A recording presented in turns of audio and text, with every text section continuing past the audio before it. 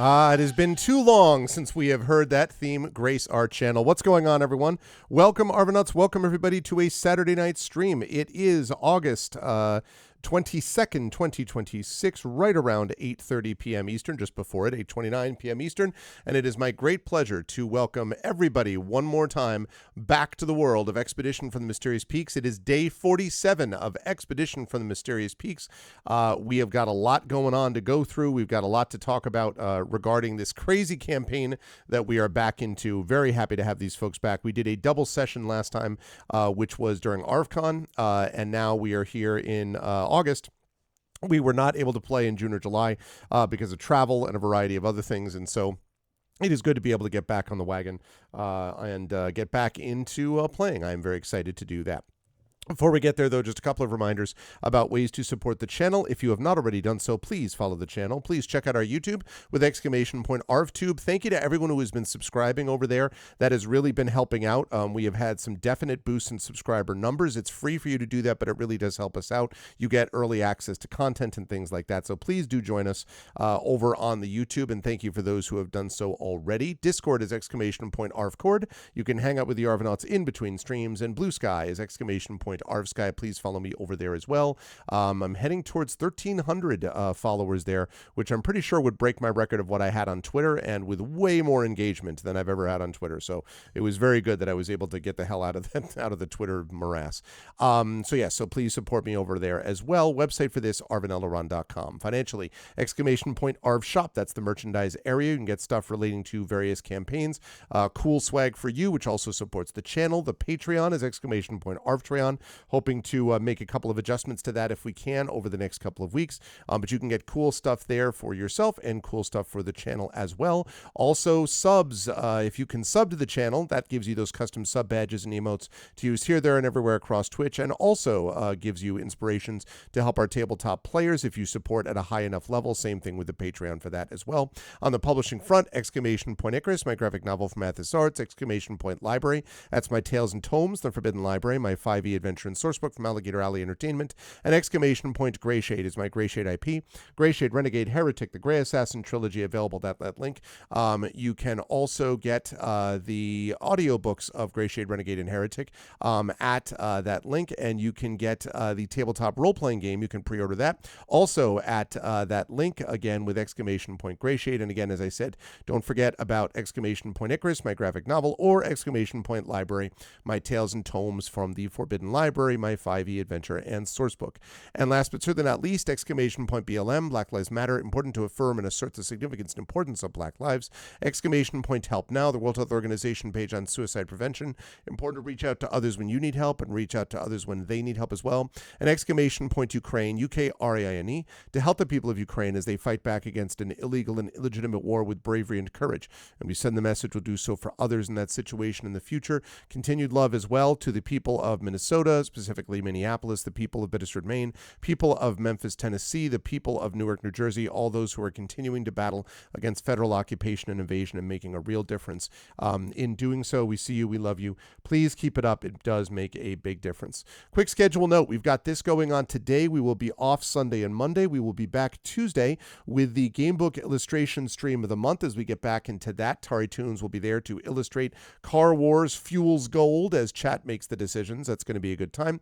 And then over on GOG.com's Twitch channel will be Pen and Pixels as I continue with the Lamplighters League. And that will be my final pre-WorldCon 2026 stream. I will then be flying out on Wednesday to WorldCon in LA. Very excited for that. I have 3 panels there. I'm going to be moderating a panel on Tolkien and Le Guin on Thursday. I've got a virtual reading on, I think, on Saturday.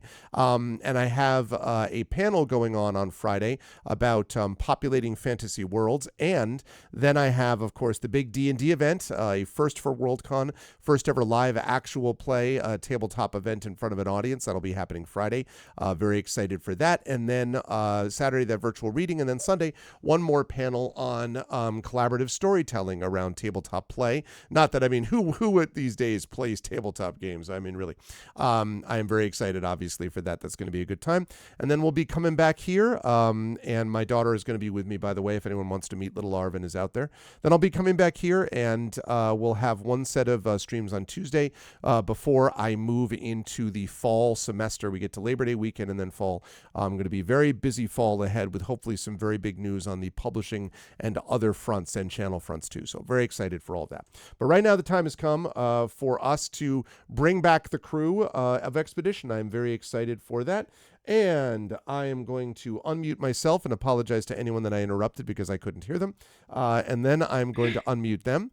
And last but certainly not least, head over to reveal to you the full crew. Do not adjust your television sets. It is true. They are all here and ready to go. And I am excited. They have informed me that they will destroy all comers. They said that the last battle against a crystalline structure was not enough damage. And they asked if I could do twice that damage next time. So I said, sure.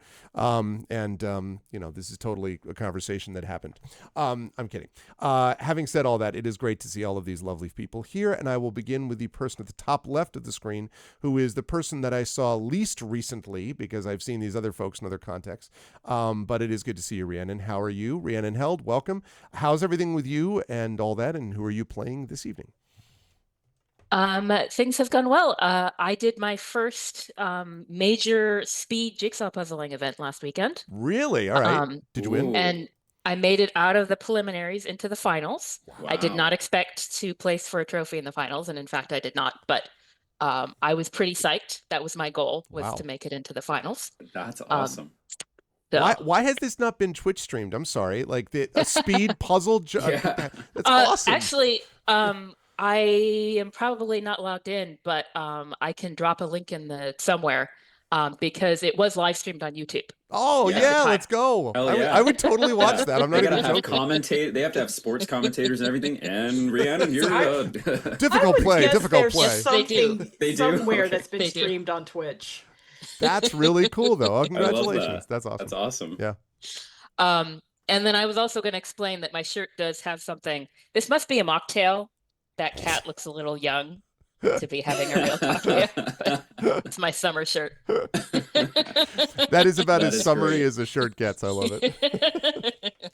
Anyway, so I'm playing Vervina, half-elf, divine soul sorcerer. So healing, good. Bedside manner, bad. Is bad. What did you call yourself? I thought. I was like, Sataria, right? Like I heard Vervina. I said the wrong. I flipped it. It's Sataria Vervina. Sataria Vervina. Yeah, sorry. Okay. For a second, I was like, tell us about this other character you have. I'm only allowed to have one player, which is Tren, who's perpetually being like, wait, no, that's the other campaign. So I'm not allowed to do that for this. But always a pleasure to have Rhiannon back. Congratulations on the jigsaw puzzling. That's freaking awesome. Seriously, do at some point drop the link in like later on tonight, because I would love to see that. Moving right along. I did see this person because this person and the next person I'll introduce afterwards played with me at a live Dungeons and Dragons event, which took place at Gen Con, which was pretty cool. And they had a chance to actually do, I don't think I mentioned this, Zach, but they actually had a chance to play the same thing that I ran at Roleplay by the Bay. Right. So I got a chance to see how a group of not exclusive cancer research scientists, handle this exact thing. And it was a lot of fun seeing both of them. But that, of course, the first one of those people is Toya Kristen Finley. It's good to see you, Toya. I hope all is well and that you're hanging in there okay. I am curious because I also see a cool shirt.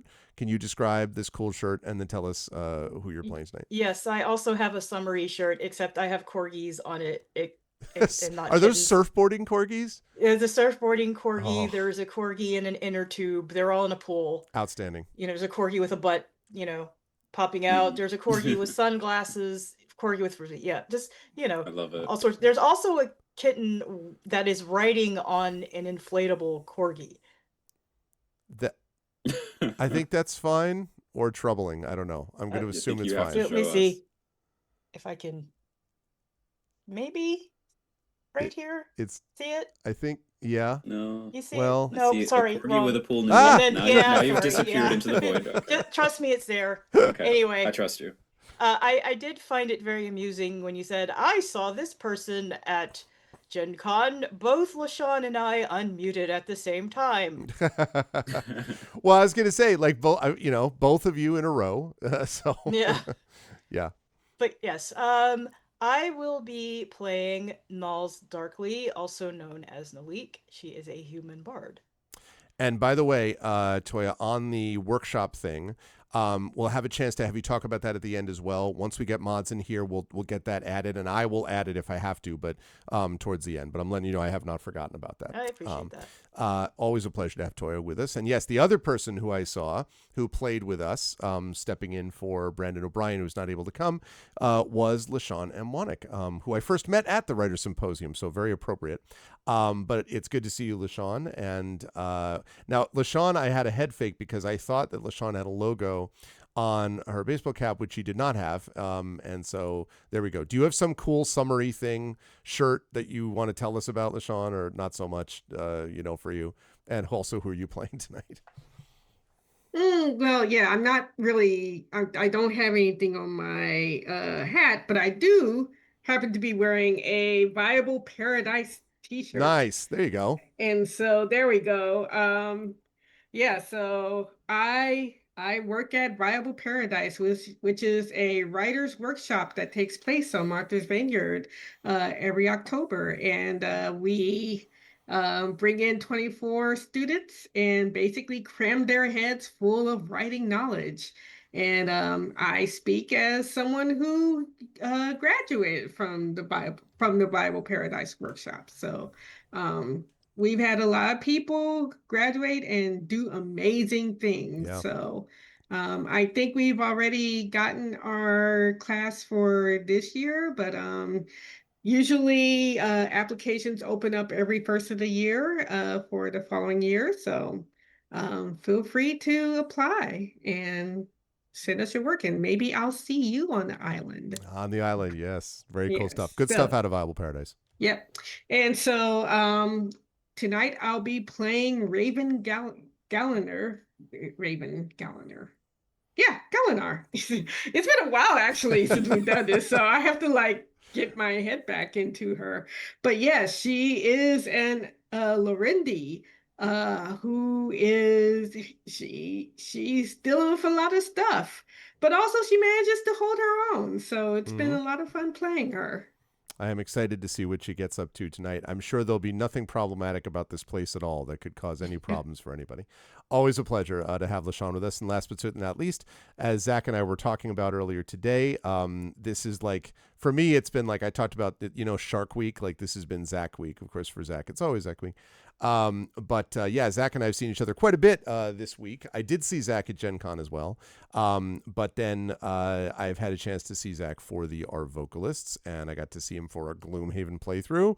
And now we get to see him again for Expedition. So it's good to see you, Zach. How are you in the last couple of days since I spoke to you and all that? And who are you playing tonight? Yeah, I am glad and happy to be a Arvin Elrond channel regular. This is a great channel. Happy to be here and to play here for the show. Yeah, we were having a riveting discussion in the green room about character design choices and Genshin Impact and other things. I wonder who started that conversation. Who among this group is a little bit of a Genshin Impact fan? Well, actually, you'd be wrong because I started the conversation. You did? Oh my goodness! I thought it was LaShawn.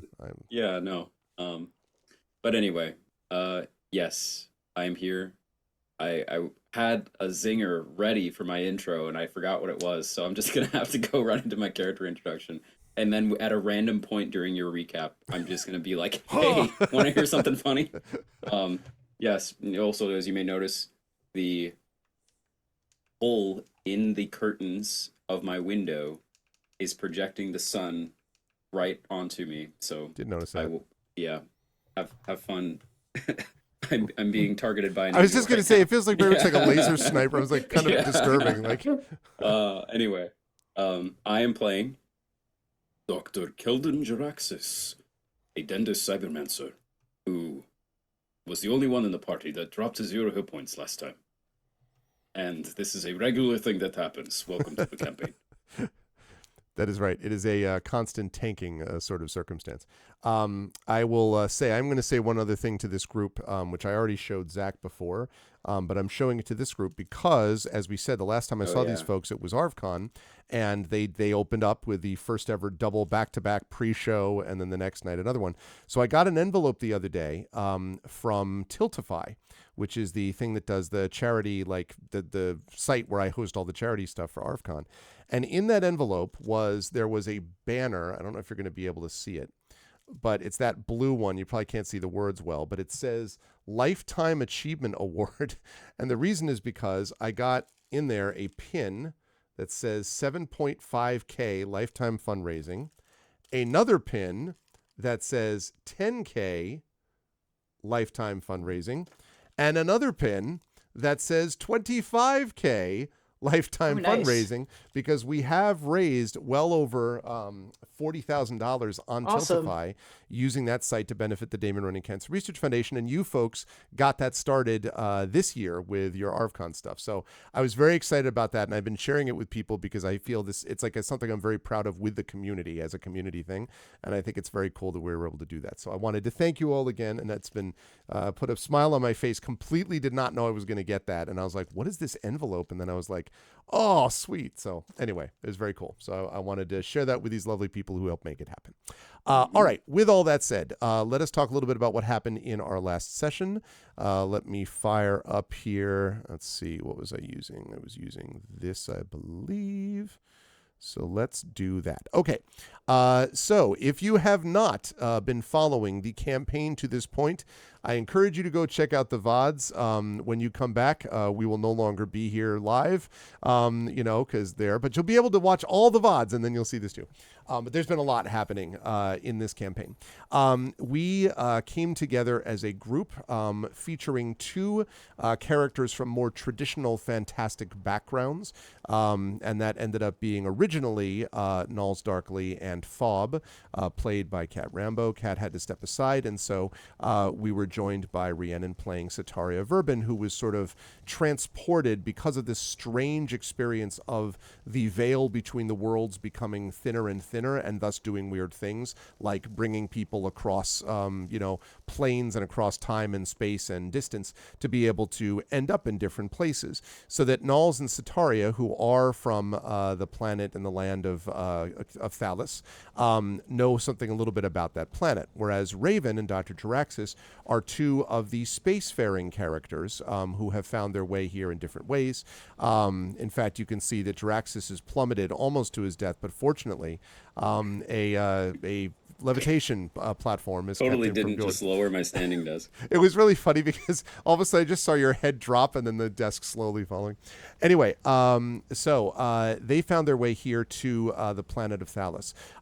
Without going into great detail about why, because it would take too long to explain, again, you can see some of these things in the recaps that we've done previously. The group has determined that the real threat to Thalos and frankly to the Silrain arc beyond it are these strange creatures called the Caridin.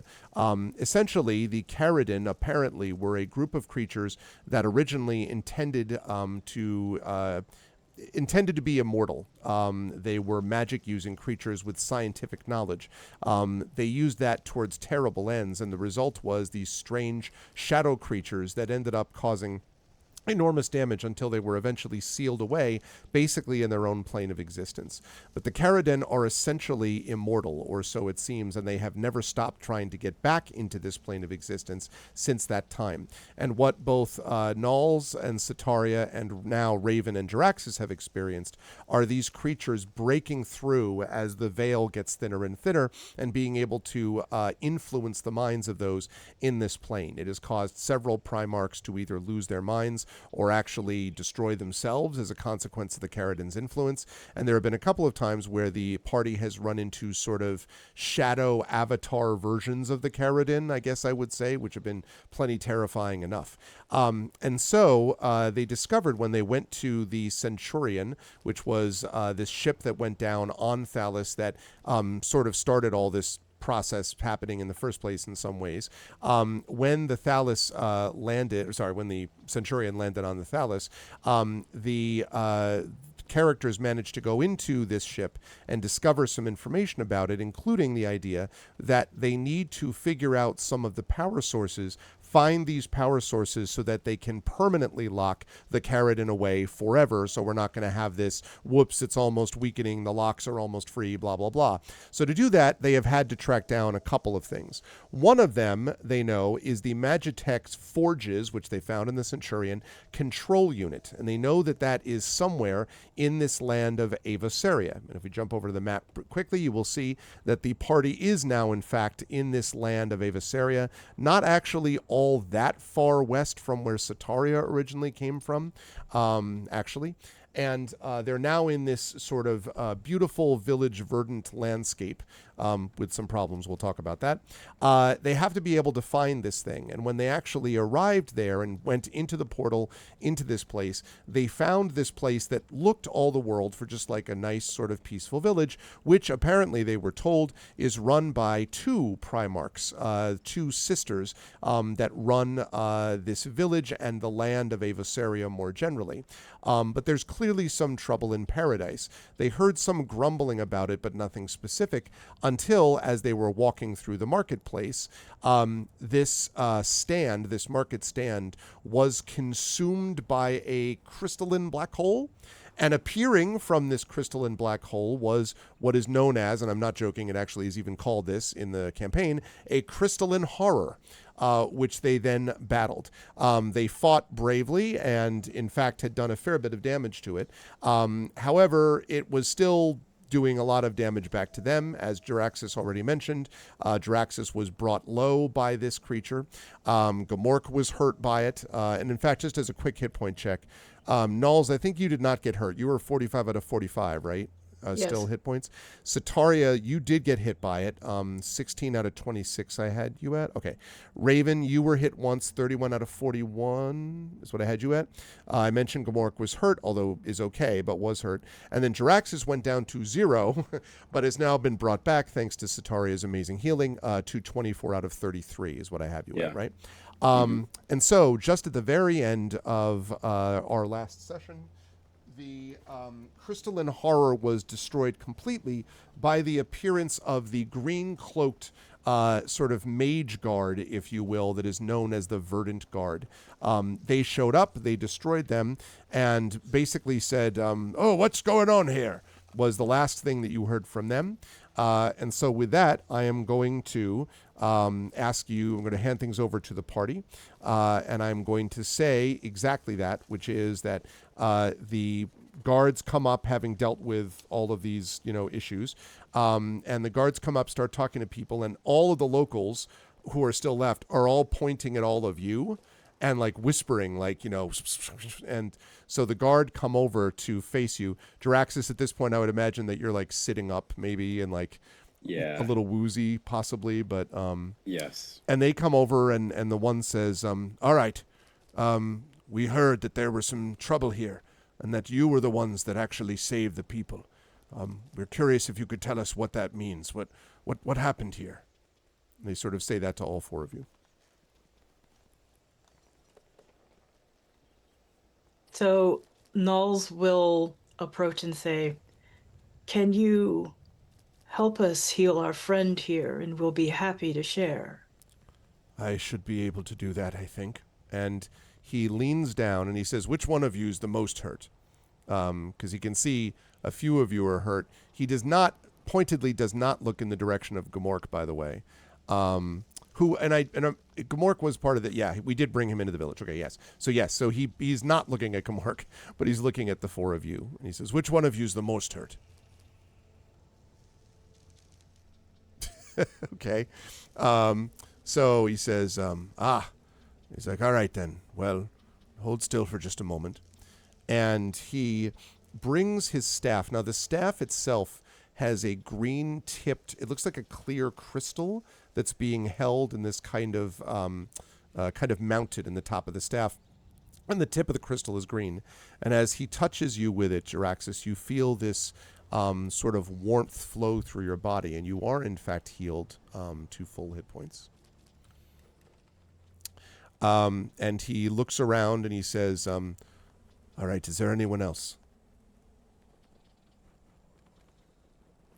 I'm like, well, sorry, can save her spells, but would she let I don't think she'd let anybody else The heal professional her. pride thing. You think is like Yeah, this is? Yeah. exactly. Okay. Okay. Um, Because he does look. so He does look at you, and he's kind of like, no, I think she's gonna heal Gamork. Okay. Um, so he's pretty wounded. Yeah. He definitely looks. He's not like at death's door, but yeah, he got hurt pretty hard. Okay. A couple I'll times he actually upcast then. charged the crystalline creature. Hi, Antlers. Hello. Did it? Are we gonna? Oh, sorry. It's not linking from D&D Beyond. It's not? That's where my character sheet is. So let me try one more time. Because I see the cure wounds from last time, which I think came out of D&D Beyond. Yeah, I need to. It's reloading Okay. slowly. Okay. I'm looking at the Roll20 loading screen. Okay. Okay. Yes. So cast that. There it we is. go. Okay. Huzzah. 12. Okay. Yeah, so you do this, and Gamork sort of growls softly and sort of turns his head a little bit.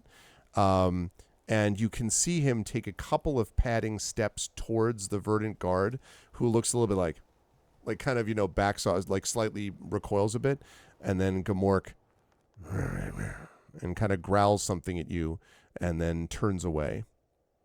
You're welcome. And Yeah. Null sees that the Verdant Guard's a little taken aback, and she says, "We can assure you he is with us, and he did make a very brave sacrifice against that creature." Strange things when these large wolves, that's a dire wolf that is. Strange days when dire wolves themselves are helping people, but, well, if you say so, I'll believe it. It seems like everyone was pointing at all of you, so. Okay, so 12, what's that, 11 for? That's on herself. Okay. I love that. That was like second level that rolled badly, and then first level that rolled well. Okay. So you got who 11 knows? and 12. Great. Okay, so you're back up to full then, I think, Sataria. Okay. All right, so the only ones that are left over, Gamork still has a little healing left, and that would be Raven. And so the guard turns in your direction and kind of, again, is not going to do so without your consent, but you did see this one heal Jaraxxus, so it's up to you. Yeah, Raven sort of like studies him very warily and she's like, I think I'm gonna stay for now. I may be able to walk. I'm good. I'm good. So she's basically studying and not exactly trusting just yet.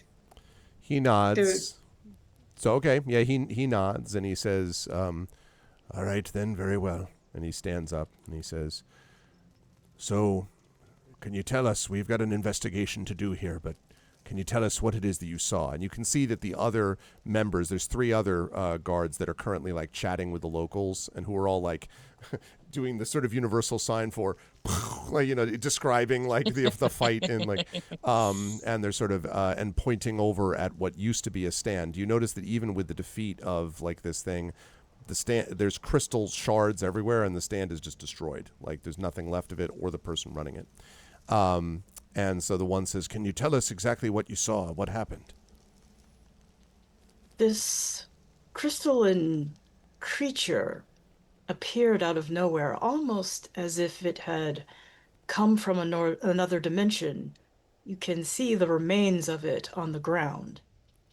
And he kind of looks down. He uses his staff, the tip of his staff, to like basically move it a little bit, and there's a little tinkling sound as the crystals move, and he says, I see. All right, then we're going to have to do what we can to find out more about this. All right, and he turns and he says, the market's going to be closed down for the moment. And you hear this, rah, rah, rah, and he's like, no. We can't take a chance of reopening it right this second. Don't worry, we'll have it open soon, but we've got to make sure there's nothing else that's likely to pop out. And he turns back to you and says, in the meantime, if you wouldn't mind not going too far, we may have more questions for you down the line. And he kind of nods at you and turns away. And as you're standing there sort of looking at him, you hear someone from behind you say, "Psst." We all turn and look. He, you see kind of a sort of a wizened old woman, long gray hair, who's standing there. And you can see that she has what looks like she has these, gnarled fingers that are on what looks sort of like a walking stick. But her eyes are gleaming and bright and very sharp. And she says, "So, thank you for saving the market. I thought you might want to hear those ones that you've just been talking to, the guard there." And she's looking around all the time. "They're not telling you the whole story." We suspected. We've heard things in what people did not say about them and the fear of being heard. "That's what it is." And she kind of like gestures you, backs up a couple steps and you can see now that she actually is standing next to what must be her own stand. And on the stand there are a number of what look essentially like clay pots and vases and things like that, and urns and stuff like that. Quite a number of them on this stand, on the table in front of this stand. And so she backs up so that it makes it look as if you're like, "Hey, just chatting with you about some stuff," even though, because the Verdant Guard's looking the other way, blah, blah, blah. And then she says, "This isn't the first one of these things that we've seen. At least, it's not the first incident that there's been. The last of them, it only happened a couple of days ago, right near the outskirts of Galifel. There was this roaring sound, and, I know this because my son, he's over on the other side of the market. He saw, it was a bear, but it was a crystalline bear. Like, the whole thing was made of crystal, and it roared, and it attacked, and the guards showed up a minute later and destroyed it. But my son saw it for sure. And then the minute that happened, the Verdant Guard quarantined that part of the city. No one could go to that edge of the village and see anything. They said they were still doing this investigation. Well, if you ask me, the only thing they're investigating is how to keep the people from just losing their minds. And they're scared. There's a lot of fear.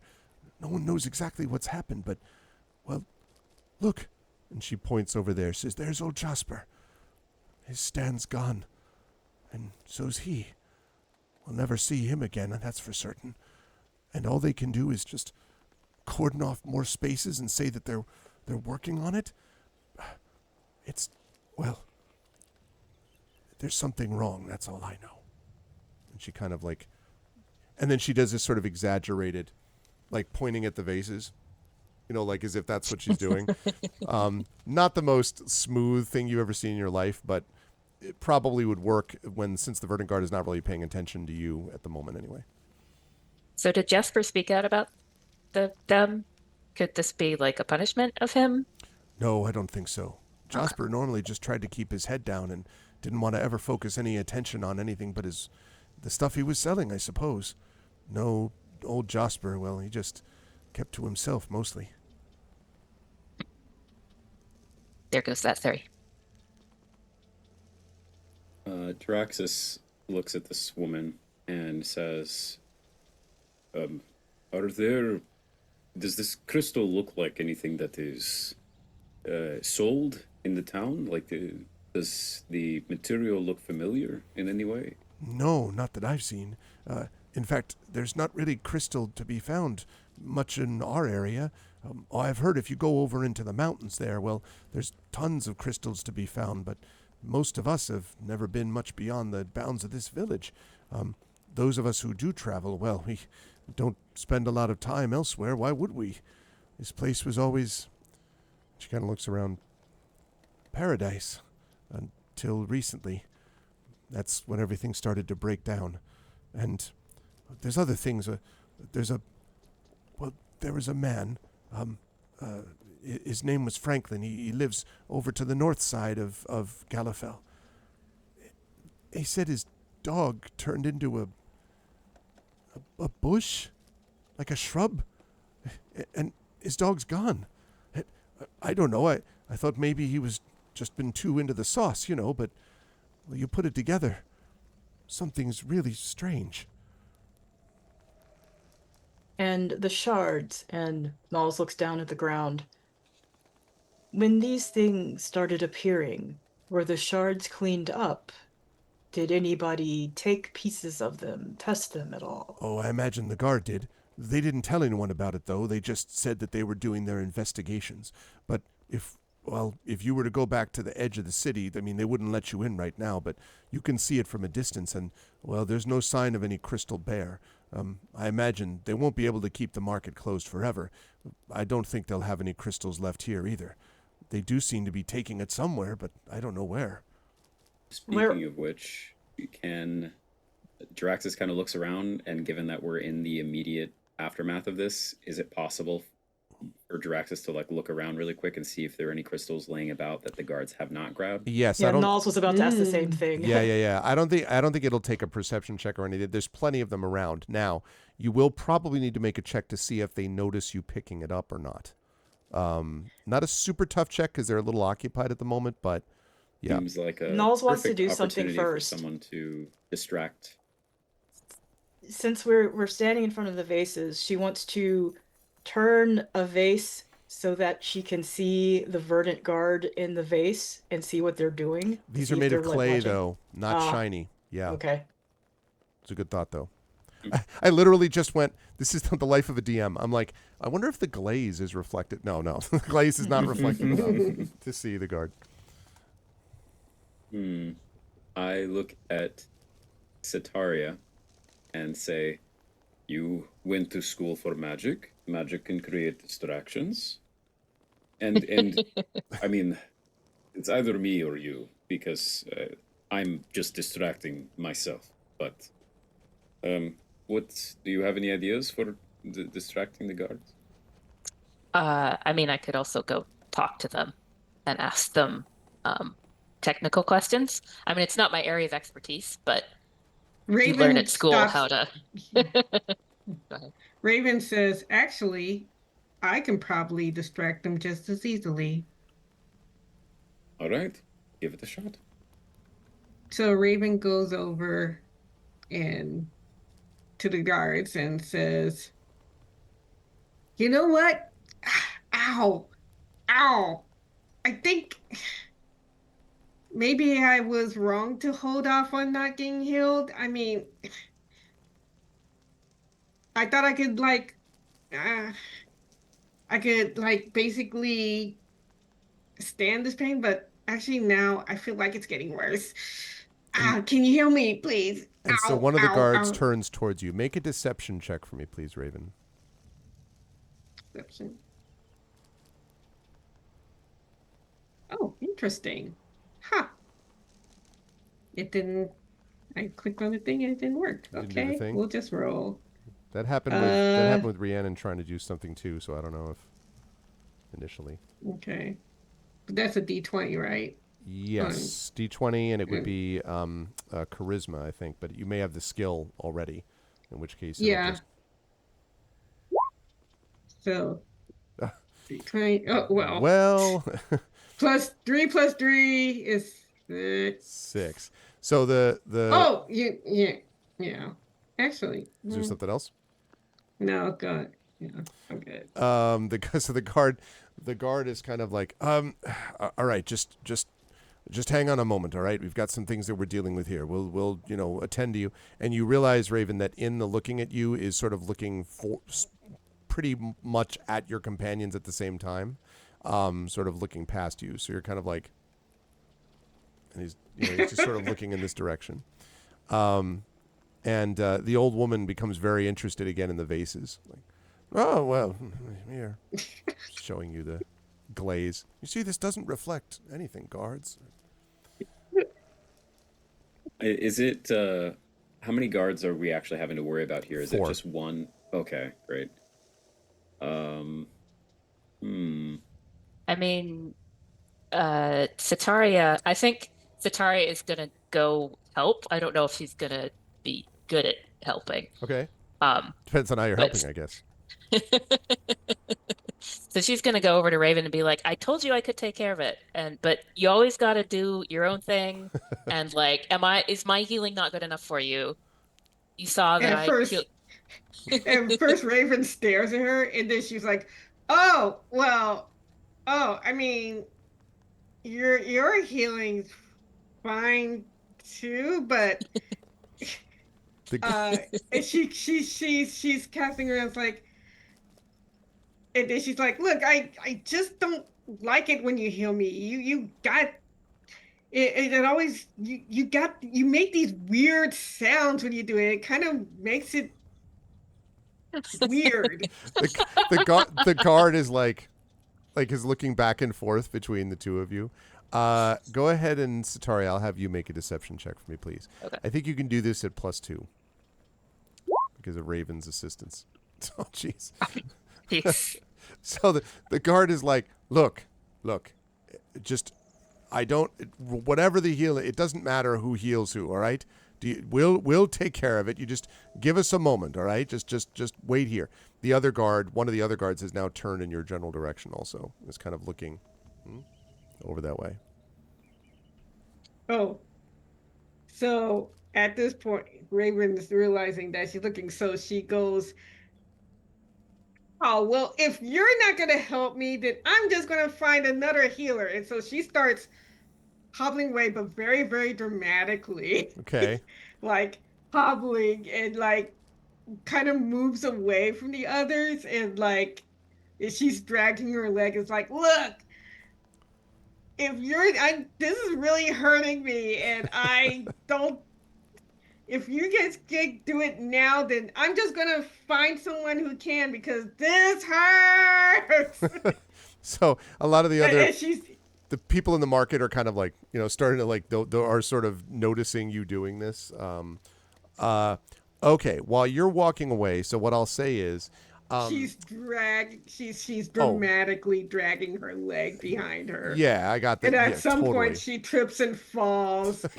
But it's a really lame fall. So now she's like crawling on the ground and Okay, so what I'll say is if Nulls or Jaraxxus, who are the two that are near the crystal at the moment, crystal in pieces, if one of you wants to try to get this, I'll allow you to basically make a sleight of hand check to see if you can get, which is a dexterity-based thing, to see if you can actually get one of these crystals. But you're still going to be doing it at disadvantage unless the one of the two of you, I suppose, is able to help boost this attempted deception from Raven and then Sataria. So, and of course, Chat can also compensate if Chat has got an inspiration available too. So. Go ahead, Zach. Jaraxxus is going to the talent I haven't used. I don't think I've used this at all yet. Called illusory form, okay, which is a metaphase talent that says you manipulate the visible spectrum to create the image of an object, a creature, or some other visible phenomenon that is no larger than a 15-foot cube, and it's purely visual. You can use your action to cause it to move. And alter its appearance so that its movements appear natural. Okay. So Jaraxxus's plan is that I'm going to cast this spell, and it's not disguise self. Like I can create, I'm altering what is visible in a 15-foot area. So what I'd like to do is, I guess, pick up some of the crystals, and then actually walk over to the guards and offer the crystals to the guards, like I'm being helpful. Okay. But in doing so, I'm going to use illusory form to, as I hand them crystals, I'm using the illusion to make it seem like I have less than I actually have. And while I'm being truthful and I'm like, here you go, here are the crystals, and I'm handing over a bundle of it, I actually am using an illusion to hide the fact that I'm still Interesting. holding on to some. Okay. That's interesting. Okay, so I'll allow you to do this as I will give you a deception check. There's so much weird stuff going on now that they're probably more distracted. So I will allow you to do this deception check. I'll give you, I think I'll give you advantage on this deception check, Draxus. If Great. that works, then you'll have some crystal, and theoretically, I guess Nulls could try to grab one too at that point, depending. But let's one miracle at a time. So first of all, deception. I'll give this to you at advantage. Before we enact this plan, Nulls, do you have any special sauce you can give me, like a bardic I inspiration can or guidance or something? I can guide you. Okay. I say, I'm going to attempt to get some of this crystal for myself. Give me some of your special magic, please. Okay, and Nulls has done so. Okay, great. Draxus grabs some of the crystals off of the ground, and instead of risking them seeing him pocket it, literally, he's just going to hold it out with one hand and then have his other hand at his side and make it appear like his other hand is completely open and empty. Okay. But it actually is clutching crystal. All right. I love it. So I'll do deception, which for me is a +2. I'll roll the d4 first for guidance. Nice. So that's a 4 on the d4. Okay. So that's already an 18. That's an 18. 18. Okay. All the guards look at you. How dare? No, I'm just kidding. They don't do that. So the guards are. Oh, okay, all right. Now, put the rest of them these down. Crystals. Put the rest of them down, citizen. There's no. We'll handle the rest. I myself to the ground and put them on the ground. And they do not notice that you have some left over, and so you do have a few. I would say probably 3 Nulls. You probably have an opportunity to grab one. It would probably be a separate deception check for you, though. Draxus has already succeeded at the 3, so it's up to you if you want to try it. But you might, I'm just letting you know you might not get it. So Yeah, I think since we have successfully nabbed some, I'm not going to, draw the ire of the guards potentially. okay. But Charlotte. So you're able to bring the crystal back. And Draxus would like to ask the guards something. Oh, sure. He says, one of the concerned citizens nearby mentioned that this is not the first time this has happened, something like this. I'm curious who is investigating where these attacks are coming from, and if there is maybe some way we can help. And the one says, this is a different one that you were talking to from before. The members of the Verdant Guard are investigating, and we'll contact you after the investigation is over for more information. Our work is proceeding. And kind of nods. Great. You also can see behind Draxus that there are a couple of glowing green, what looks sort of like, how would I describe this? Sort of like almost like a beam of green light that appears to be surrounding now the area where the battle took place. You wonder if this is kind of a sort of like it's like a fantastic police tape. You know what I mean? Like, yeah. Do not disturb this area, whatever. That's what it's like. And you can see one of the guard is there and is sort of shooing some of the members of the market, away from that section. So yeah, but the guard, that's what the guard says that you're talking to. Is one of the guards responsible for creating this Yes, it looks like green it. spotlight? It looks like it, yeah. Is it like a spell that they're casting, or is it like a special device that they activate?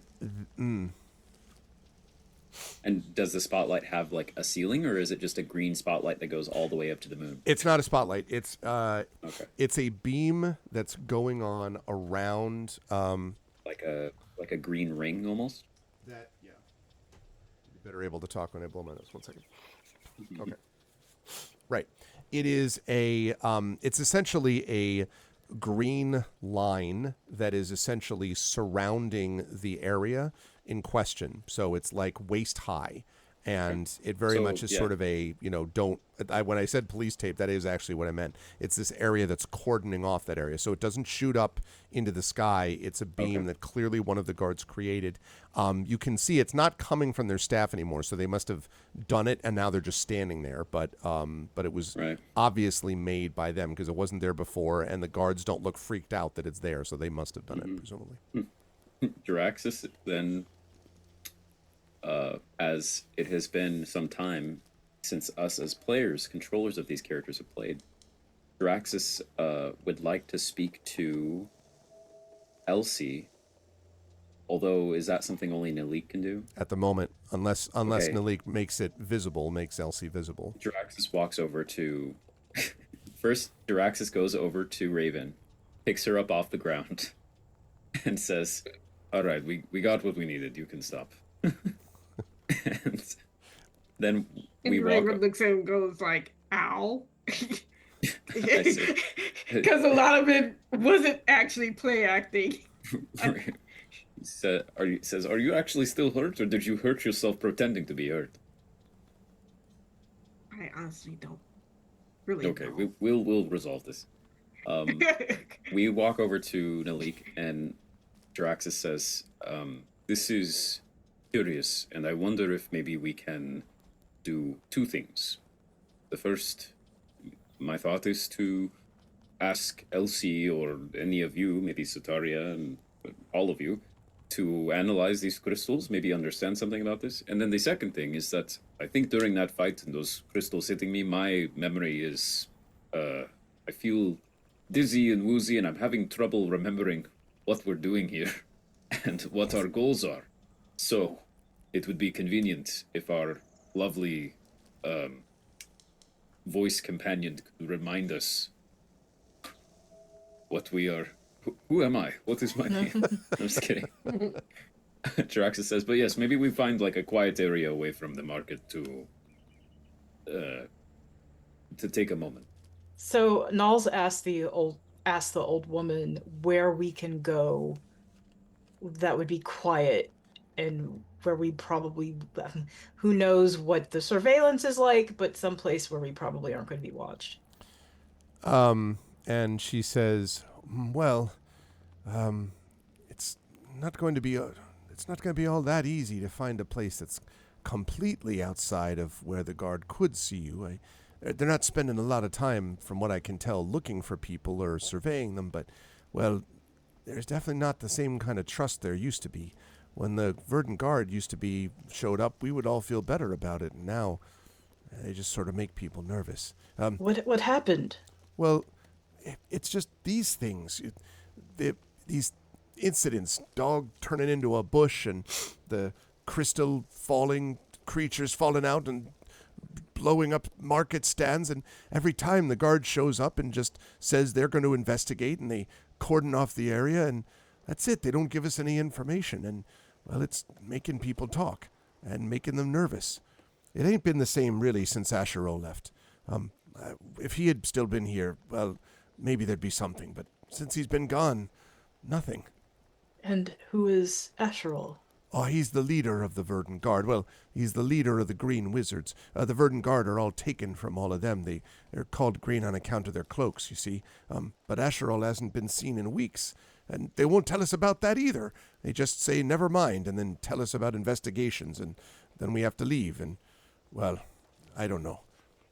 It's a mess, that's all. But as far as where you all can go to try to speak with each other, there's areas maybe near the outskirts of the village. You could go to Iridian's Tavern. That one's not exactly quiet, but not one person spends time looking at just one person. There's a lot to see there. They might not notice you specifically. Well, we were going to head to Iridian's anyway, so this might be the perfect opportunity. And she nods. Seems reasonable. If you get there, you should talk to the one who's part of it. The manager of Iridian's Tavern is a man named Devin Hux. He used to adventure everywhere. He was one of the few people in the village who'd been many other places throughout, the continent, really. He might know something about these things. But in any case, he respects the guard, but he's not the guard's servants. He has his own mind. Oh, and his mind is really important. I hope your mind isn't made up, and I hope that matters. And you can see that she's starting to polish this glazed clay vase. And as you look around, you can see that is possibly because a verdant guard is walking towards you. And I say, well, we'll be here a bit longer, so we might come back. But thank you so much for showing us your wares. They're very beautiful. And the old woman says, "Oh yes," and then kind of gives you an elaborate wink, and works back on the pots again. And the verdant guard, who was the first one that you spoke to, comes up and says, "All right, well, we're grateful for your help and for your assistance. I know that you've just come into the village, but we're grateful that you helped out now. Now, I must ask you, we're probably going to be tracking you down soon to ask you some more questions about this, so I hope you don't have plans to be leaving Galifel anytime soon." No, and in fact, we planned on visiting the Verdant Guard at some point anyway. All right, then. Well, when you do, make sure that you let them know that you've spoken to members of the Verdant Guard already, and we'll see what we can do to expedite your conversation. And in the meantime, I would also ask you, let's not engage in any storytelling, spreading wild rumors. Things have been a little unsettled over the last couple of weeks, and the last thing we want is people panicking. So if you could sort of keep what happened today, more or less to yourselves, we'd be grateful.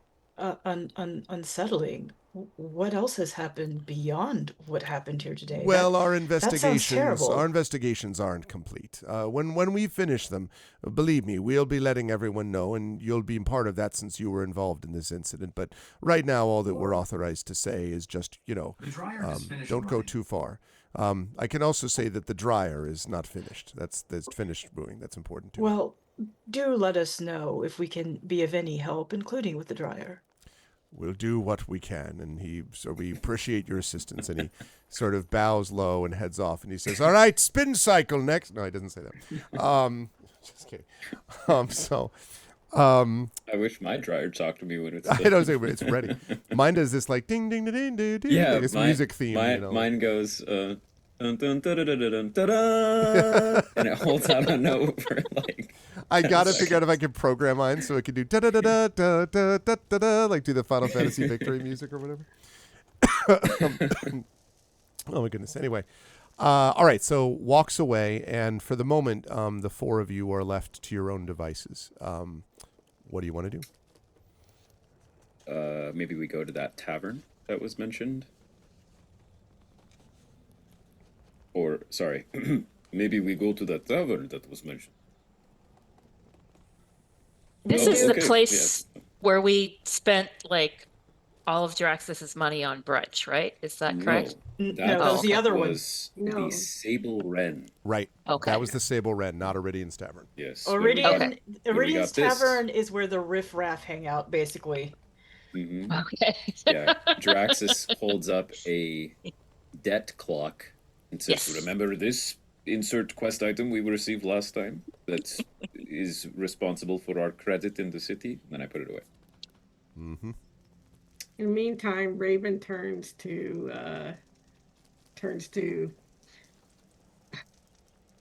why am I blanking out on this? She Turns goes, to Nalik, Sataria, Draxus, Gamork. she turns to Sataria is like, you can heal me now, you know. Well, I don't know. Am I too weird?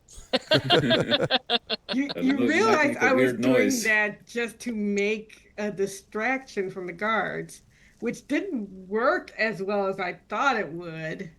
I thought we had a good thing going, but no, apparently not. Here you go. Well, I mean, yeah, actually, I think I did kind of hurt myself even more while doing that act. And apparently they forgot about me entirely, so can you heal me? Well, there's 8. Do you need more? I know that should be fine. That gives me 39. Mm-hmm. Yeah. That bumps me up to 39.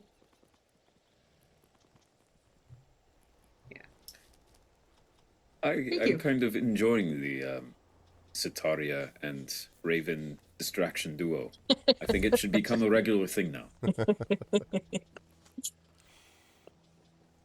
Well, At to that point, Iridians? Raven, Oh, sorry. Raven grumbles, "Don't push your luck," and she thumps off, a little grouchy. Well, are we off to Iridians then? Mm-hmm. All right. You following getting a couple of instructions from folks. You are, without too much difficulty, able to find Iridian's Tavern. And it should be noted that whereas the Sable Wren, we mentioned the debt clock, was very much like, oh, yes, how would you appreciate, the people who hold the bottles this way, like the Grey Poupon thing, like that's not very much not what Iridian's is about. When you come into or come to the outside of Iridian's, you can hear that there are people sort of chattering from inside, and there's a lot of like what sounds almost like there's a little bit of like music maybe playing from inside. You can't quite tell, but it seems like there's some energy to be found within this tavern. And when you enter it, you can see why that is. This is a quite a crowded place actually right now. And there are multiple tables in this room with a number of people that are sort of chattering to each other. I think it's probably fair to say, though, that as you walk in, there is definitely an edge to this. I don't know whether anyone knows what the experience would be like of feeling that a place has a lot of gossip, but it's not happy gossip. It's not like, oh, I heard so-and-so was looking at this. It's more like, I heard this thing blew up the other day, and like I heard so-and-so's dog was turned into a bush. Like there's definitely like this undercurrent of unease, I guess is the way that I would describe it. Having said that, though, people seem to be, drinking and having a good time chatting with each other anyway, as you come into the room. Behind the tavern, the back of this room, this sort of common area, there is a sort of a larger kind of counter set up. There are several large casks behind it that seem to have been tapped. And right now, one of the people, the person fairly good size, like fairly tall and bulky, looks like possibly a human, is turned away and is currently as a towel flung over his left shoulder and is filling a mug as you come in and has not noticed that you're here yet.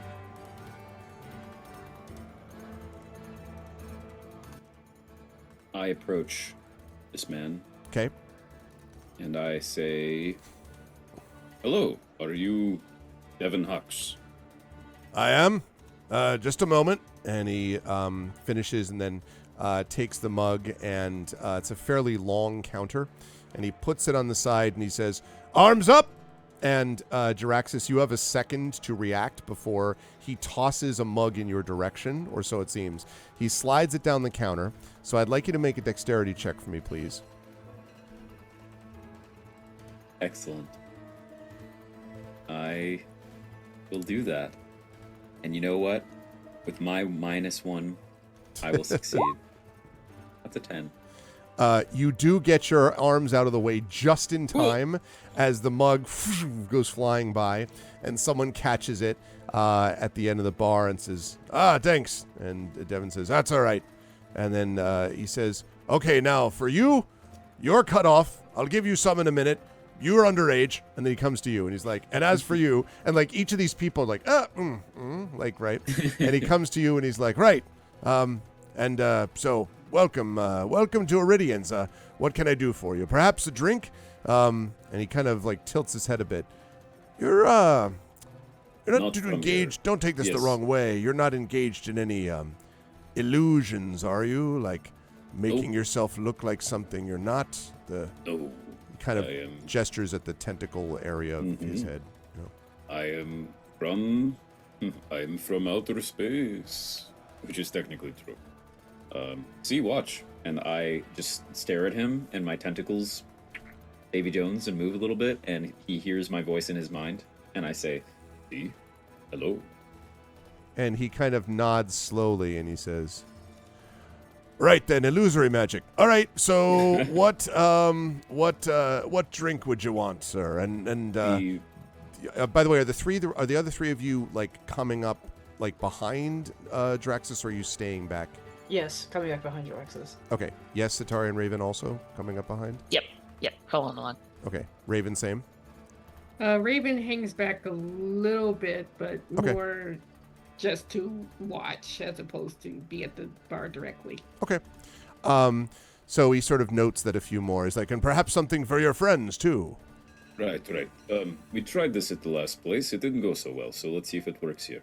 We would like, the four of us, the most popular drink, just to acclimate ourselves to the city, and then, like, the most ordered plate of food.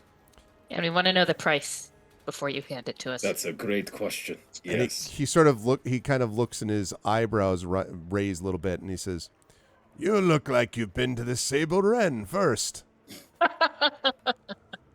How did you guess? I know the type. Did they tell me? They give you the debt clock? I hold it up. All right, look. And he sort of holds his hand out. He says, "Because you look like you're new here, and I appreciate your illusory magic," he says to you, Draxus, "I'll help you out." And he holds out his hand. I give the clock to him. He takes it and he says, "You see, you have to know how to deal with these things."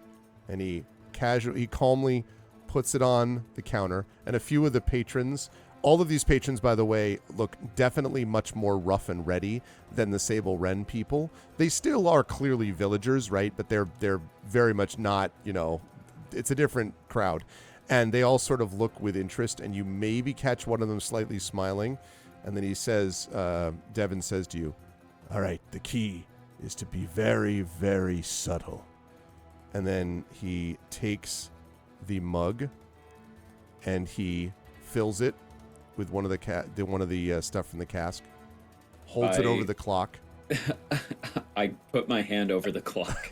So the beer pours onto your hand and onto the clock. And the clock is. And my intention was, I thought he was gonna smash it or do something. If Jaraxus sees that he was about to Wasn't going to smash cause, it, but he was clearly No. doing something to do it, to damage yeah, it. I think Jaraxus would have pulled his hand to. And he stop says, that no. from happening. He's like, listen. You don't understand. The way that this works is this. The people from the Sable Wren give you a debt clock. They give you this story that, well, we'll be able to track it anywhere, blah, blah, blah, blah, blah. He's like, none of it's true. All right? The Sable Wren is filled with a bunch of con men. Their job is to try to get people that can't afford to be in there to stay out of there forever. I had an uncle once who used to tell me in his strange land long ago about what it was like to get a parking ticket at a college. It wasn't a real one, okay? That's what I'm saying. And he says, "Trust me, you're never going to hear from these people again, unless you want to go back to that place. But assuming you don't, they're not going to come after you. They're not going to find you. Right?" There were some interesting musicians there who had very old-looking instruments. Oh, Do you I'm know sure anything they. about them? I sure do. They're the ones who wouldn't bother to even look in my direction. We have musicians too. Look over there. And he points over, and you can see at the far side of the common room, slightly elevated, is what looks like a currently unconscious old man who is slumped over a incredibly battered lute and is just sort of like, and he says, "Follister!" And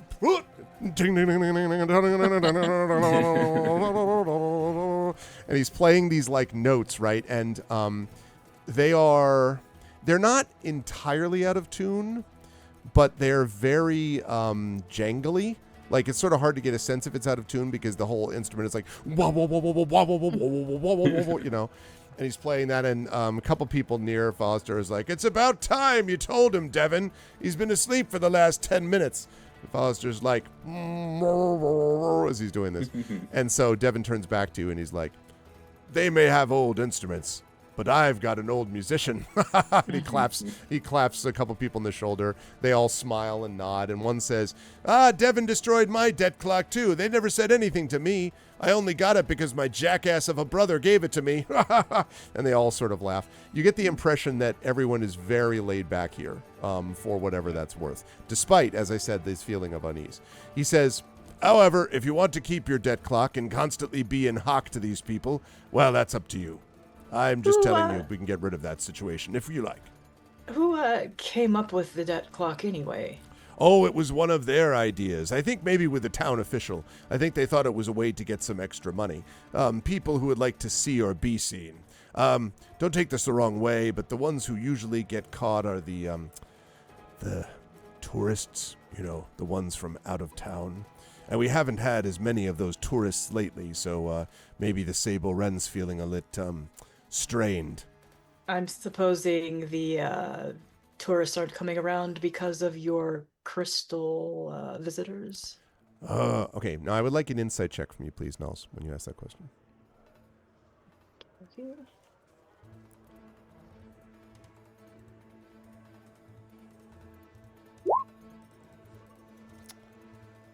Is that a 10? Yeah, it's a 10. He probably the way to describe this is he does pause briefly when you ask him that. And a couple of the other people sort of, focus more on their drinks again. And he says, well, you could say that. There's, well, it's like this. There's some things that have been happening in Evosaria. And Galafel is in Evosaria, and so it's going to be subject for everything else. And given the current governmental structures, and he kind of looks around, and the people are sort of like uncomfortably like, like drinking from their drinks. He says, I suppose it's not surprising then that Galafel's fallen on its share of troubles. But, of course, those are all rumors. I can't say that they're official. He kind of raises his eyebrow at you. Official. I can pick up what you're putting down. Speaking of which, let us know when our food is ready. Oh, yes, you asked for it. Well, so now that we've established the Sable Wren business, it's time that you had some actual drink and food. Now, here's the thing that they gave you, right? All right, here's your food, blah, blah, blah, and then they gave you something that had maybe 2 bits of meat on it and, like, the whole plate around it. They talked about presentation. Pah! I'll tell you what presentation is. It's presenting you food. Follister! And the Follister, who started to, like, drift, has come back again. And he says, all right, now, just give me a moment and I'll show you what real food's like. Turns around and he walks down the counter, and then there's a little sort of side door off to the left that he disappears into, and a couple of basically maybe 30 seconds later reappears, and he has several plates of something steaming coming from it, hot something or other in these plates, and he sets it down and he says, there, your presentation is actual food, and he gestures at it. Now, this food that you're looking at looks to be like a plate full of... I'm trying to figure out how to describe... So if you had a beef stew, and then the beef stew hung out with a smorgasbord, and then the smorgasbord and the beef stew had like a salad, and combine this all together, it looks like there's like 30 different ingredients that you're staring at. Like there's beef, carrots, potatoes, celery, like there's all of this stuff, and it's all together. It looks like slop, but it smells good. Jaraxxus, his eyes light up, and he says, Oh, this is just like a special celebratory food back in Dendis. And Jaraxxus grabs his plate of this smorgasbord soup thing, and with each of his tentacles, they each grab a different one of the food items. One of his tentacle beard tendrils grabs a piece of beef, and the other a carrot and everything. And then he's like, This is the way that we And then he looks around. Everyone in the counter is This is the way fascinated. that we eat at home. And Jiraxis, tentacle by tentacle, he just eats each of the different things. You notice that the music seems to have died out, and as you look over, it's not because Follister's fallen asleep, but because he too is sort of looking. They sort of watch you for a while. I'm curious if Nulls and Tataria and Raven are also watching him eat, because the rest of the tavern seems to be fairly focused on what Jiraxis is doing. We do watch, and as he eats, I said, "You're right. That is great illusory magic." I look in the direction of the musician and I say, Hollister, please. Foster's starts to play again. Jiraxis says, I'm going to find us a table. And goes to do so. When he does, Devin says, all right, to the rest of you, are you interested in that food as well and drink? I'll bring you some. And frankly, that was so amusing. The first one will be on the house. Excellent. Students always are here for free food. And he nods and smiles, and he says, all right, food, yes? Sounds good to me. Okay. He glances at you, Raven. Raven's like, sure, why not? Okay. If you go over to the table, then he follows you over, and within a couple of minutes, you have a bunch of these plates of steaming stew smorgasbord. Incidentally, it is actually delicious. I would say, for those of you in chat who have not had this experience, anything ever made in a crock pot is delicious when being done with a crock pot. I will die on this hill. Yes, it takes forever, but slow cookers are a badass in making things taste delicious. So that's sort of what this is. It's obviously been slow cooked. The presentation is non-existent. The plate you're pretty sure is wooden.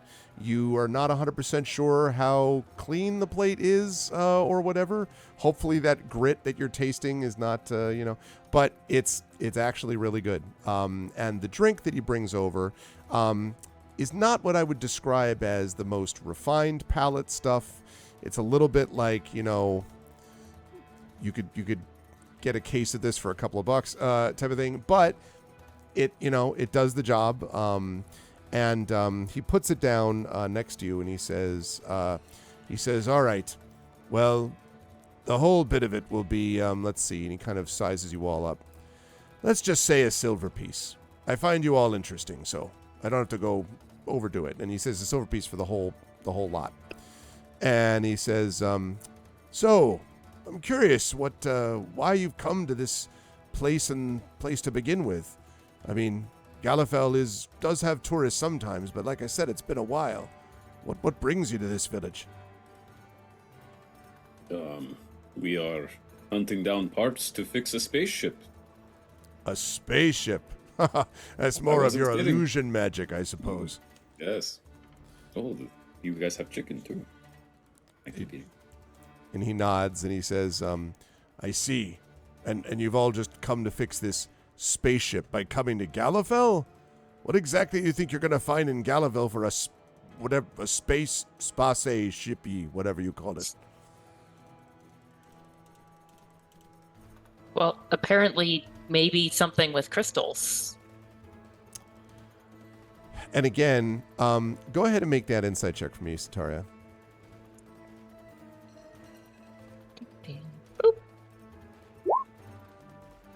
Oh, Ooh. well, now, okay. 21. Yeah, you get the impression that that's the second time. When you said crystal, he sort of did the kind of a little bit of a double take. As if, this isn't the first time he's heard this sort of thing before. And he sort of, he says, well, I don't know that I would know anything about crystals, to be honest. I mean, there's a lot of strange things happening. And he kind of, looks around. He says, nah, but I don't really think I could tell you about all of it. It's probably not the best idea. Looks uncomfortable. Are you a broker of information? Well, I tell stories, you see. I was an adventurer back in the day, so I like telling stories and hearing stories from other people, but whether that makes me a broker of information, I don't know. I'm too broke most of the time to be a broker. He chuckles. Would you trade a story for a story? And he sort of like rubs his chin. Intriguing.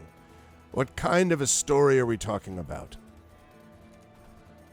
Things ancient and dark that we thought had been squirreled away but are slowly making their way back into Thalos. That's a Tuesday for me. Nope. Anything else? Not even the Caridin could pique your interest? And he sort of says, the Caridin? What the devil are the Caridin? Well, we believe that maybe they came from another dimension, or even the sky itself. Is this, he kind of looks to Draxus. Is this more of the It's illusion magic if again? we can't, maybe we should tell you something like a childhood's. One time I was in the park and I did this. Because everything that we've been up to has been some freaky stuff. Okay, so Well, wait a minute. He says, look, freaky, and he sort of lowers his voice a bit. Does this have anything to do with the Primarchs? That's what we're trying to Yes. find out. Follister! And Follister gets Follister. And he sits down at the table and he says, well, I guess he was sitting at the table. He draws his chair in and he says, all right, look. I've gotten myself in trouble before because I've got little love for the sisters. I understand that they've tried to do what they think's the right thing. I don't think they're bad, you understand me? But the measures they've taken so far to fix or stop or calm down whatever the devil's going on in Galifel, I can't get behind it. Let's say that they do keep everyone safe. Doing it at the risk of imposing, well, it ain't martial law, but it's a lot closer to it than I'd like. Well, but I've got to be careful, you see, because too much talk like that means I get a conversation with the Verdant Guard. They don't obviously take me in. I've known most of those people since they were boys, or boys and girls, but, well, they look at me and they say, listen, Devin, you just make sure you keep yourself in your own side of the counter. My own side of the counter. Used to be that any counter I went to the other side of it. I was an adventurer. But these days, well, I'm retired. And what of Asherol? We hear that he's no longer with the Verdant Guard. He leans back and he says, this is getting into information that's going to get me in trouble. in Nulls, I'd trouble like you... with who? And he says, well, he says, well, with... And then he stops. He's like, oh, no, Mr. Illusory Magic. Clever attempt. Nulls, I'd like you to make a persuasion check for me, please. And Pi Proxima, this episode, freaky deaky, yeah. More or less. Ooh. 23. So he says, all right, look. I have a contact, let's call him, within the Verdant Guard. The Green Wizards themselves know things that are going on, and so I've gotten some information from him. I can't tell you all of it's completely 100% true, because even though I believe in this contact, in fact, I trust him completely, he may not have all the details either. That said, there are some things that have been going on, and you mentioned Asherol, and he turns to you, Nulls, and he says, well, the rumor is that Asherol was the leader of the Order of Green Wizards, right? You've probably heard that already. Well, he's rumored to have a private, we call it a laboratory, beneath Elith Vakarin. That's the place to the north of here. And there's underground passages that run between the ruins in all different places. Well, that's just because he's a wizard, and wizards do strange things. Magic using people, never really understood much what motivates them. But the fact that he's now disappeared for weeks, right around the same time all the weird things started to happen in the village, well, you don't have to put two and two together to know that it's four. And he kind of nods at you sagely. Can you spell the name of this place where the lab is? Yes, it's Elith, so Elyth. Elyth. Okay. Vakaran, Vakaran. And you can ask him for more. You could always ask him about any of this, but you could ask him for more about that if you want. A private laboratory, you say? Draxus gives a look at Sitaria and says, Didn't you work in a laboratory or something? Medical healing. Oh. Did you ever work in a laboratory? I look at Raven. Raven nervously looks at him and says, I might have.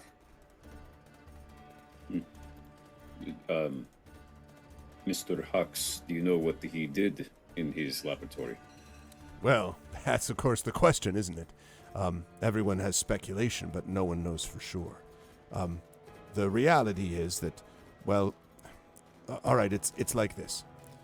So, there's a place to the north of here called Moonstar Mount.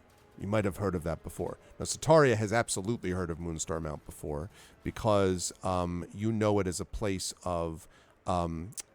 there's a great deal of magic associated with it, and during this cataclysmic event that created the disaster in Celis and all the stuff that happened many years ago, Moonstar Mount was one of the places that was the sort of focal point for a lot of the release of this magical energy. So Moonstar Mount is still a place where research gets done, but it's dangerous to do it because it's almost like going to jump out of game for a minute, like going to an irradiated area, right? It's sort of like that, where it feels like dangerous in that regard. But you've definitely heard that before. Nulls, you might even have heard the word Moonstar, like you might have heard the name, even if you don't know the specifics of it. It's pretty well known. And so obviously Raven and Draxus have not. But he says, so Moonstar Mount, right? Well, at the base of it, there's a dome of energy swirling, I hear, to the east that the green wizards don't want anyone to know about. This person I know told me that he says that what they refer to it as a chaos dome.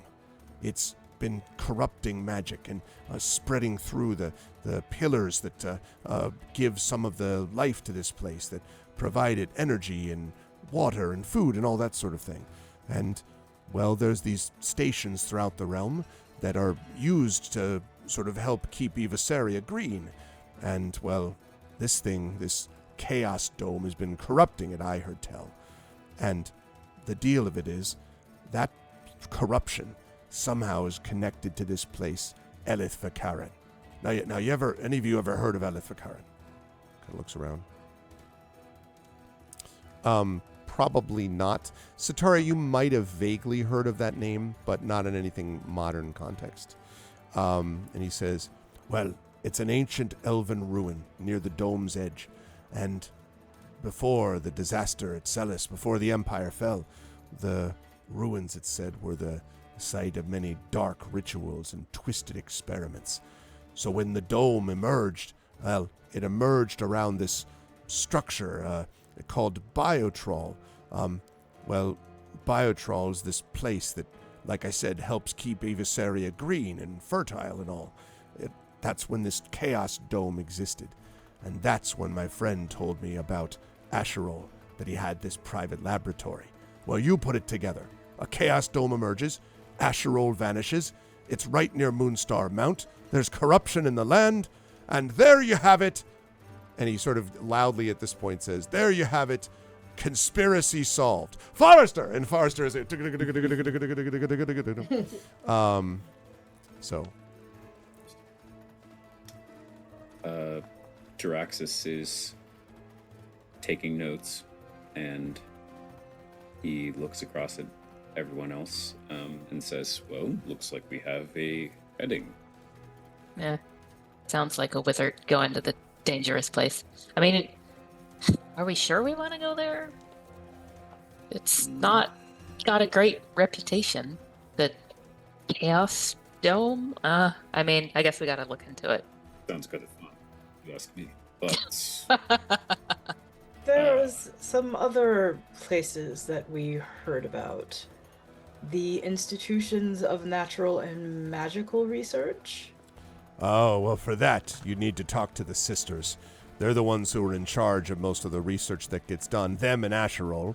But like I said, Asherol can't be found. I suppose the sisters would be the ones you might want to speak to anyway if you want to go up to Elith Vakarin. And they might not let you go. I don't really know what the sisters are doing these days, except making things harder for us around here. There was a time when the sisters were the ones that I would have trusted with anything.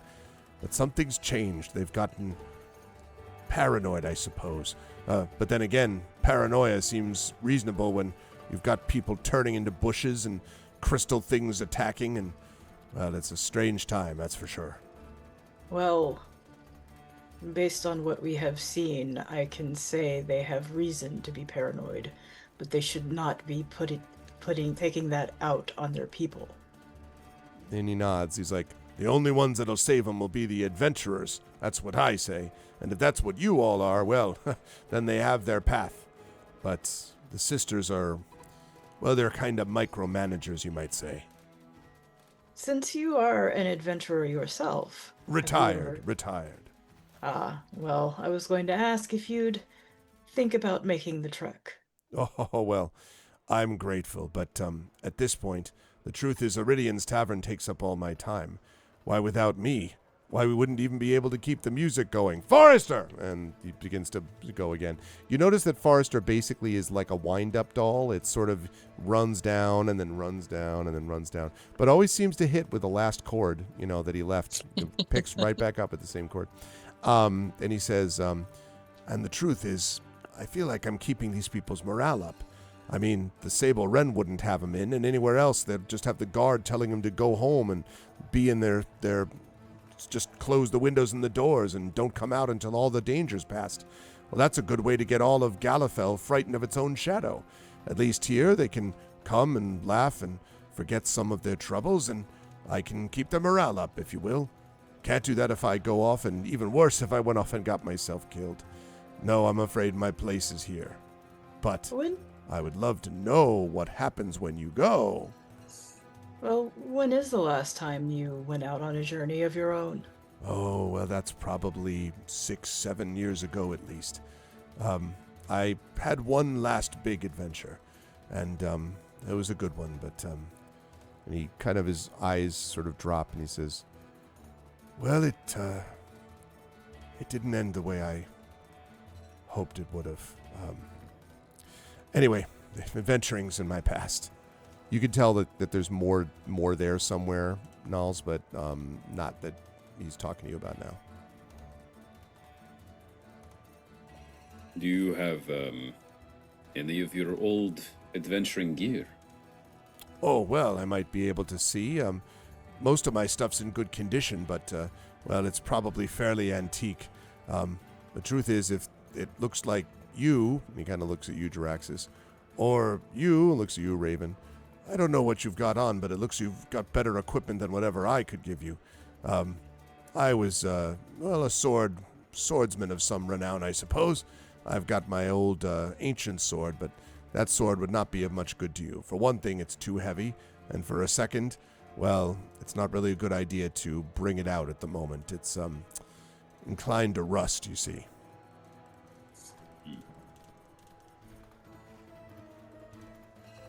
Anything else? Just this. I want you to make sure if you go out there that you have your wits about you. Whatever's going on with the sisters, whatever's going on with Galifel and Avasaria, well, this Chaos Dome, I bet, has got something to do with it. I can just smell it. And that means that you're putting yourselves in danger when you go there. If Asherol disappeared, Asherol's one of the most powerful wizards I ever met. If he can't handle it, and he kind of shakes his head. Asherol wasn't a part of your old adventuring group, was he? No, but I'd known him for a long time. It was through Asherol that I met my contact right now in the Green Wizards, the Verdant Guard. He was not to be trifled with. Hard to imagine that something could have tripped him up, but it seems something happened, because he's not back, and no one's telling where he's gone, including the sisters. Is it possible to contact your contact? Well, I can send the word ahead. but I can't reveal the name of my contact, and I don't know if the contact will be able to contact you. If his cover's blown, I wouldn't get the information that I needed. And frankly, that information is some of the way that I'm able to keep tabs on what's going on in this town, and perhaps help a little bit if needed. Any assistance you can give us in that area is very much appreciated, and we will be discreet and won't blow your contact. It's information. He says, all right then, I'll reach out to him and let him know. It'll take a little bit though, so you might want to go check something out first. Once you've done that though, he'll be waiting. I don't know whether he'll get in touch with you, but I'll let him know that you wish to speak. Do let him know that we encountered that crystal creature in the market today, and were asked about it by the Verdant Guard. Oh, and his eyes widen a little bit. I had heard something strange happen in the market, but I didn't know the details. So there's a crystal creature, you say? Well, it just showed up and you fought it? What happened? Well, we fought it. We took some damage, but the Verdant Guard then showed up, destroyed it, and then of course closed down the market and said they would want to talk more to us and keep track of us. Of course. Well, after it disappeared, a guy too. Do you know Jasper? And then suddenly she has this sort of look like, wait, maybe she should just be like, hey, your friend is dead. But too late. Jasper? Well, I just saw Jasper yesterday. Why? Well, it disappeared him and his whole stall. It did. So he's you gone. Mean he's sort of like yeah, sorry. He's gone. he's like he's gone. You mean it killed him? Well, we don't know. Yeah, I mean, We don't know that for disappeared. sure. Maybe he went somewhere. He slumps back. I have a theory, What if, because he just sort of disappeared in a big, magic sort of thing. Maybe we'll find him. Maybe the Chaos Dome has something to do with this. He says, well, Jasper was, he's a good man, and, well, he's one of the people I adventured with back in the day. He was there at the last time of the adventuring. I am Sorry, I just didn't expect that. Sorry, just best of luck to you, and you can leave the silver on the counter on the way out, and keep me posted. Sorry. And he kind of gets up, and you can see he's like pretty thrown off as he goes back to the counter. Before he can go, Nalls does say to him, we promise you we will find out what happened to your friend. And he turns back to you, Nalls, and he says, just don't end up finding the same fate he did. Do you understand? And he sort of nods very like, like we're here. And then nods at you and turns away, and you can see his shoulders maybe slightly slumped as he goes back to the counter. Way to go, Sataria. How was I supposed to know? You were. I mean, it's not like I've ever gotten feedbacks that I need to be more tactful in evaluations. Relating to death specifically. Among other things, and like critical diagnoses. Well, while we're here, we did want Elsie to look at those crystals, didn't we? Mm-hmm. And each of us, I suppose, maybe we can each have a go at it. Ataria will grab one as soon as they're out on the table so that she can focus on it. Okay. Yeah, I produce the crystals. And now are you doing Elsie? Are you bringing Elsie out into the picture here for everybody else? Yes. Okay. So when you do that, kind of Elsie says, yes, interesting. There is a person over in the side of the room that I can see is currently falling asleep. You hear, Follister! Oh, he appears to have awakened again. I gestured to Nalik. Or I guess I can do it. Hello, Elsie. Do you know anything about this? I point to the crystal. It appears to be, and the figure of Elsie sort of goes over, and for all the whirl, bends down and sort of like it almost looks like is like putting Elsie's hands around the crystal, not picking it up, obviously, because it's a hologram, so it's not picking up in physical space, but is sort of like putting hands around it. And there's a little bit of a glow as you can see that Elsie's doing that, and then says, "Interesting. This appears to be a distortion, as if a certain essence of what is around here has been distorted and warped into this crystalline structure that you see here." An essence. That might be a good way to describe it, yes. It's interesting because it's not made up of largely natural material. It's synthetic. Have you ever heard of Biotrol? And there's a pause, and then, Biotrol. No, I am not familiar with this. But then, Evisaria itself, as you might remember I mentioned, was very obscured to me. I did not have much access to any of that information while I was back on the Centurion. Was there ever a phenomenon central or similar to this? You mean the crystal warping, then? Yes. There are examples of crystals being changed, but that warping generally has a scientific root. It is possible to change crystalline structures in this fashion if one has access to Magitech engines and structures. Interesting. Is there any animal DNA within these crystalline structures you can detect? I do not sense any animal DNA, but I do sense something, perhaps flora rather than fauna. There are some aspects of plant essences to be discovered here, parts of the surrounding world. Did you find this crystal within this little room with people?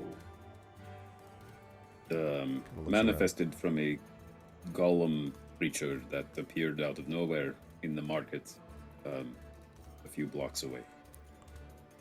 It appeared out of nowhere. I shall, with my Espergenesis recording unit device, I will recreate an image of what we saw as it appeared and we fought it.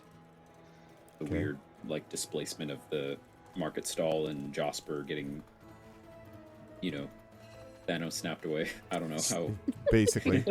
And so Elsie looks at this with interest, or, well, at least observes it silently, and then when this is done,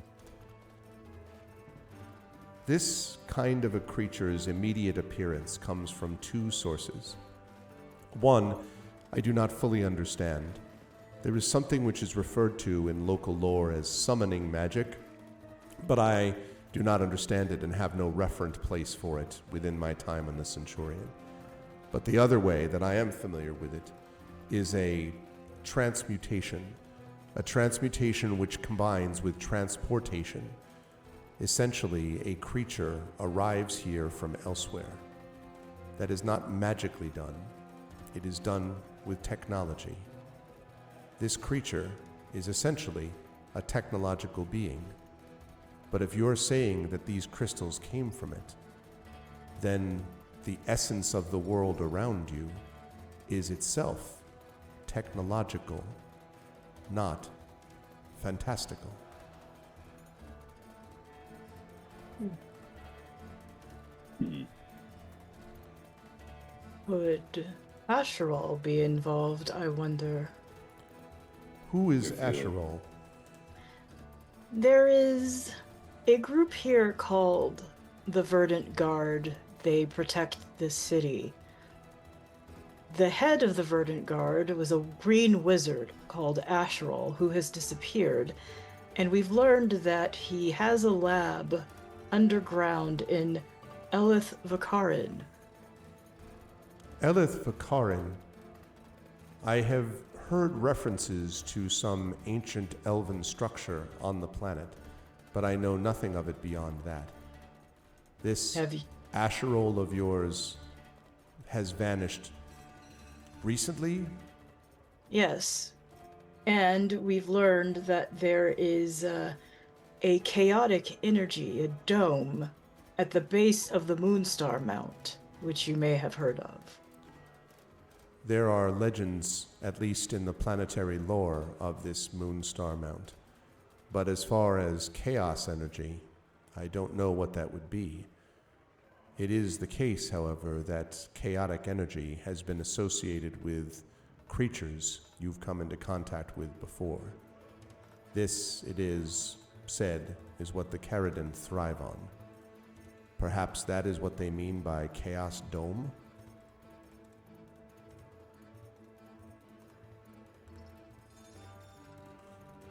Sorry, you didn't Interesting. say dome. You said energy. Chaos energy, I beg your pardon. So she would just, Elsie would repeat that term.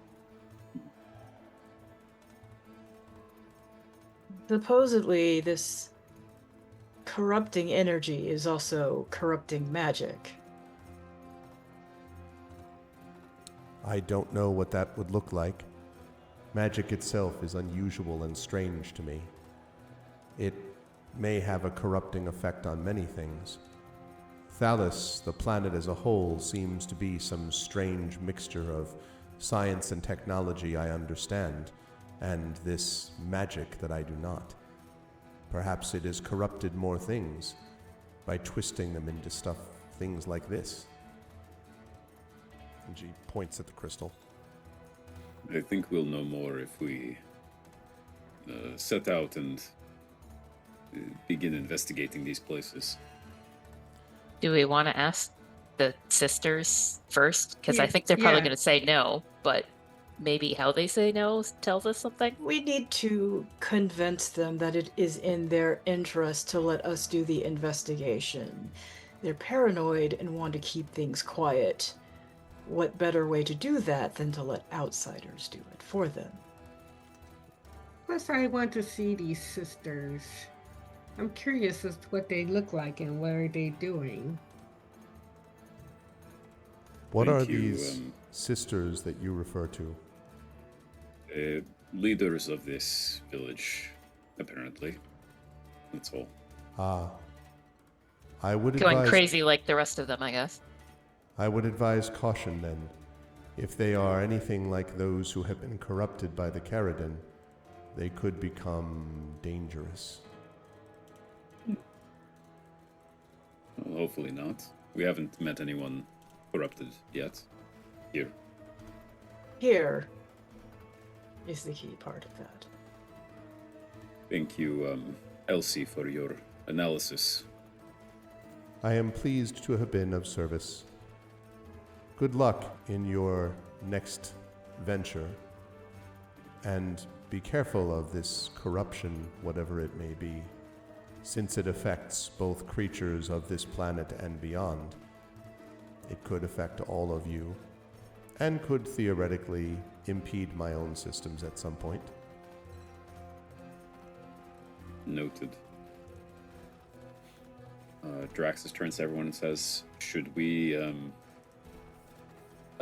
GM, how late is it in the day?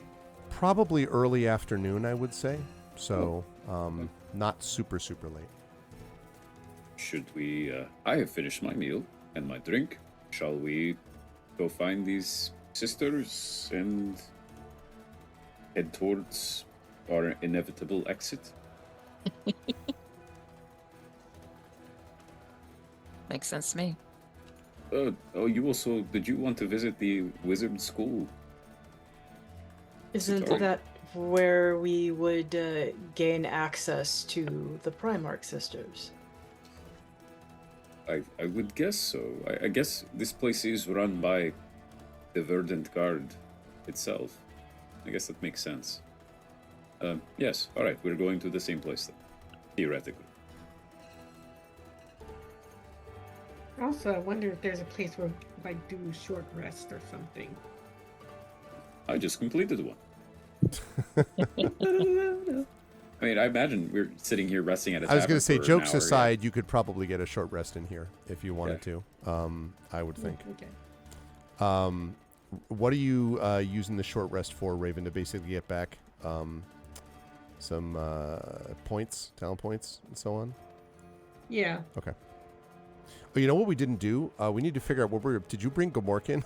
I completely forgot to ask about whether you're bringing Gomorkin into the tavern I just or not. assumed that he was waiting outside after Okay. a while Yeah. because Yeah. I don't want him to get lost, but I wanted to make sure that Devin you know- didn't get freaked out, so I assumed he wasn't in there. All right, I want you running the train, or at least being aware of him, rather than me doing, because I want to be responsive when I need to be, but not running it myself. So, okay, so you are able to get that, Raven, and that leads you to, if you leave after this, you probably could. It will be not very difficult to find where the sisters actually are and request an audience. There's a little bit of asking around allows you to determine that on the north end of Galifel there is a walled sector of the city, the village. I keep jumping around village, town, city. It's not a city. It really is sort of I guess a town is the best way to describe it. But this thing stands out because they live in a place known as the Twin Spires. And you can see why it's called that, because as you get close to that area, you can see this sort of dual-spired mansion, which is where they reside. The main boulevard that you're going down, that you've been directed towards to get to these people, leads north to a 30-foot high wall of pinkish stone with decorative silver inlay. And there are arched gates in the center which open into a separate section of the city comprised of elegant glass and stone architecture. And you're able to pass through without too much difficulty. I will say the architecture here looks very much more like the clientele of the what the heck was it called? Did I just say? The Sable Wren. There we go.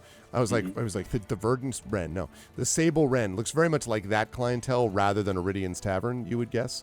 And so, at the heart of this sort of city sector is a circular keep of white and pink marble, and as I mentioned, there are these pair of cylindrical spires that extend from either side of the keep, and they bear these glowing blue patterns that are etched upon their surfaces.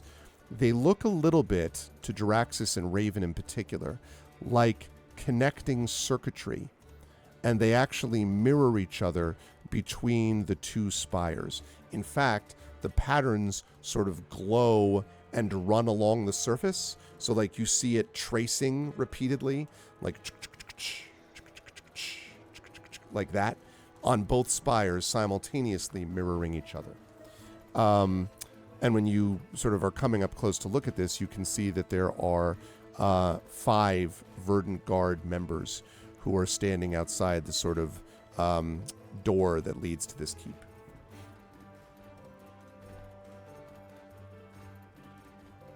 Can I run a mechanics check to see if I can recognize exactly if it is kind of circuitry?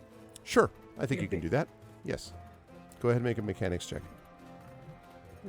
You won't be able to get much on the nature of it, Raven, but you could at least see if it is. I don't know if this will work. Let's see. Yep, I still can't do it. Okay. I have to find out why that. Yeah, we'll have to see what the deal is with it. But Okay. So 1 die 20. Other 3 and then your mechanics is what, like plus 1. 4? So 4. Yeah. I mean, you don't know. It is definitely, the pattern is regular and repeating, which is machine-like. But I mean, maybe a spell could do that also. Some of the weird magic stuff that they do down here. You're not sure if it's machine oriented. But the guards, the 5 guards sort of, are watching you, but they don't say anything yet because you haven't said anything to them yet. Anyone want to lead the negotiation, or shall I do it? I mean, we saw what happened last time when All right. Raven and I. I mean, we could do the me and Raven show, I guess, but Let's don't keep know, that, that would work very well. on the back burner. yeah. I'll give it a shot. Jaraxxus approaches and says, "Greetings, O Verdant Guard. We are visitors from outside of town. You likely heard of the unfortunate incident at the market earlier this afternoon. We were the outside adventurers that helped to resolve the situation before your kind guard stepped in to help. We were told to come here to provide additional information. We also wished to speak with the sisters that lead your town, if that is possible." And the one who's in front, you can see that 4 of them look sort of like the ones you already encountered. They all have the staves and the same thing, the hooded green cloaks. But the 5th one looks a little bit different. Has the same cloak, but the green cloak is overlaid, has a staff in one hand, but a brilliant emerald green shield in the other. And along the shield, you can see, or in the front of the shield, is embossed this image of 2 spires that sort of are on the front of the shield. And that one says, "We had heard of you down in the market, that crystalline thing. Yes, the sisters have asked us to wait for your arrival. You are expected. We will need to ask for your names first, and then we must accompany you into the spires." Of course. I will introduce myself and then allow my companions to introduce themselves. We also have a companion, I point at Gamork, who is our loyal... he's not a pet. Gamork growls softly. Not a pet. Nah, I shouldn't have said that. He is with us too. But I am Dr. Keldon Jaraxxus, a doctor of xenobiology and astrophysics to be specific, but you can just call me Jaraxxus. I am Nalik, but everyone calls me Nalls. Raven. Sataria Vervin. And the guard, the commander sort of process. Yeah, I go by John Smith, as my friends. He nods and he says, "Very well. In that case, please follow. We will allow the wolf passage as well, but you will be answerable for him. For it, he would say. If it acts out of turn or is threatening, it will be put down." And Gamork sort of is, growls softly, but the guy says it as sort of a matter of fact, like, "We'll just destroy it if you don't, Great. He kept the citizens safe today in the marketplace. That is why he is being given access to the Primarchs. However, there are limits." And the guard sort of nods to you. Again, all very matter of fact. The guards fall in behind you, so you were surrounded. I don't mean that in an ominous way, but just like that's how they're bringing you in. And assuming you go along with them, they then escort you into the main area of the keep. When you were brought into this keep, you can see something interesting about it, which is that as you're walking up the stairs, there's an area which the guard commander that you're with explains is called the Precipice. And you see why, because at the top floor is 2 things of note. One, there are 2 thrones, 2 large chairs in 2 sections of the room, not right next to each other, but like both, you can see both of them from where you're standing. So there are 2 thrones, and both of them seem to be, for all the world, on like the edge of, like, the platform just leads to nothingness. Like beyond it is just sky and the mountains beyond and all that stuff. There's no wall. It's just like you're walking up onto a platform that's just there, and there's 2 thrones on that platform. So maybe that's why it's called the precipice. But it's a little disconcerting, I think, is be the way to describe it. Crystal domes along the ceiling cast this bright glow throughout the grand hall of the precipice. And as you climb up the steps, the guard commander that's with you holds up a hand, and the group, including the other guards, stop. And he says, "I introduce adventurers, visitors from out of town. They were partially responsible for preserving the people in the market today. Zataria Verban, Nalik Darkly," actually you didn't say Darkly, so just Nalik, Raven, and Dr. Keldon Jaraxis, xenobiologist and other things. And sort of says that. Also their wolf, Gamork. And then steps aside and bows respectfully. And he says, "Here are the leaders of Galifel and Avasaria, Baelstala and Zessia, sisters. Please do them homage." And he sort of bows his head. Jaraxis will bow his head. Okay, I saw Nals do it. Raven and Satari also. Yep. The only one who does not bow his head is Yes. Gamork, who growls softly. You see the 2 sitting on the throne are the 2 sisters. Now, there's something interesting about them. First of all, they are both clearly elven somehow.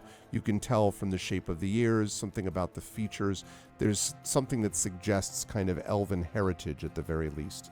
And both of them, as they are sitting there, have similar sort of long hair. They look to be not quite identical, but very obviously twins, very obviously sisters, like very closely related. You can see similar features to both of them. They also both have not only sort of dark brown hair, their faces look almost ageless, but their eyes are both green. Both of them glowing green. I shouldn't say glowing, just bright, let's put it that way, green eyes. And as you come up, they nod to you, and they say, the one on the right says, "Welcome. Welcome, adventurers. We are grateful to you." And the other one says, "Very grateful, for you saved our people much pain, and we are happy that you were there to stop them from suffering." And the other one says, "We might say that you are the heroes of the hour." And the other one says, "And as heroes, we hope you will let us know to whom we owe our thanks. Please tell us," the other one says, "why have you come?" And the other one says, "To Avasaria," which is where we're going to bring our session to a close. It is 10:30 p.m. Eastern. But the next time we play, we will start with a chat with the sisters, the leaders of Avasaria. And then you may have a place to go beyond that. You got this elven ruin, this chaos dome. You got some weird stuff, dogs turning into bushes. It's just nuts. It's just like stuff is going on. I was really, really enjoying a lot of the role play, and it was one of those things where I'm like, I really like this campaign a lot. I really love these players. There's a lot of fun little sort of exploratory notes that I like, both in terms of exploring the world, but also exploring the nature of each other as characters. And I thought that was pretty cool. Come a long way, everybody, since the early, hey, we're in a dungeon, we're fighting together, to what we're sort of doing now. So very good times, and I cannot wait for us to do more. I will start with Zach, the bottom right, with Dr. Jaraxis. Good stuff. I love the detail, by the way, of the tentacles picking up all the different elements of the food. That was great. And the fact that there's just sort of this general, so it's just illusion, right? Like that's all you're doing is really illusion. And you're sort of going along with that, I think was helpful, because it gave them a chance to sort of, put at least Devin at ease, which is what you needed so that you could get more information from this guy. How you handle the sisters and all that other stuff, we shall see. But I am looking forward to seeing how Jaraxxus uses his knowledge of recording and sort of letting people know that they are being observed and so forth for a positive benefit in this case. So we shall see. How did you feel about today's session? What will the lovely folks find you next? Yeah, today's session was definitely interesting. I loved Iridian's Tavern and how you made that come alive. And Fallister! And yeah, that was pretty great. Yeah, I'm excited. It sounds like our stay in Evisceria / Galifeld is going to be rather short based on the plans that we have, but it is exciting. I do like an Elven Ruin, and we've already kind of been in one before, but this maybe will be a different one. This is maybe a corrupted Elven Ruin. Yeah, corrupted Elven Ruin. That's a classic. Every high fantasy game's got to have a corrupted Elven Ruin. I guess you've sort of had a sewer level, right? So we're hitting all the notes. At sewer level, space ship level. We're just missing the water level and the corrupted Elven Ruin level. Of course, yeah, you guys remember the corrupted Elven Ruin in Mario? That's where. No, for RPGs. Anyway, yeah, very interesting, very enjoyable, and people will find me here for this, for Expedition from the Mysterious Peaks, also for our vocalists, where we've been playing Citizen Sleeper 2 specifically, which is an excellent sci-fi game.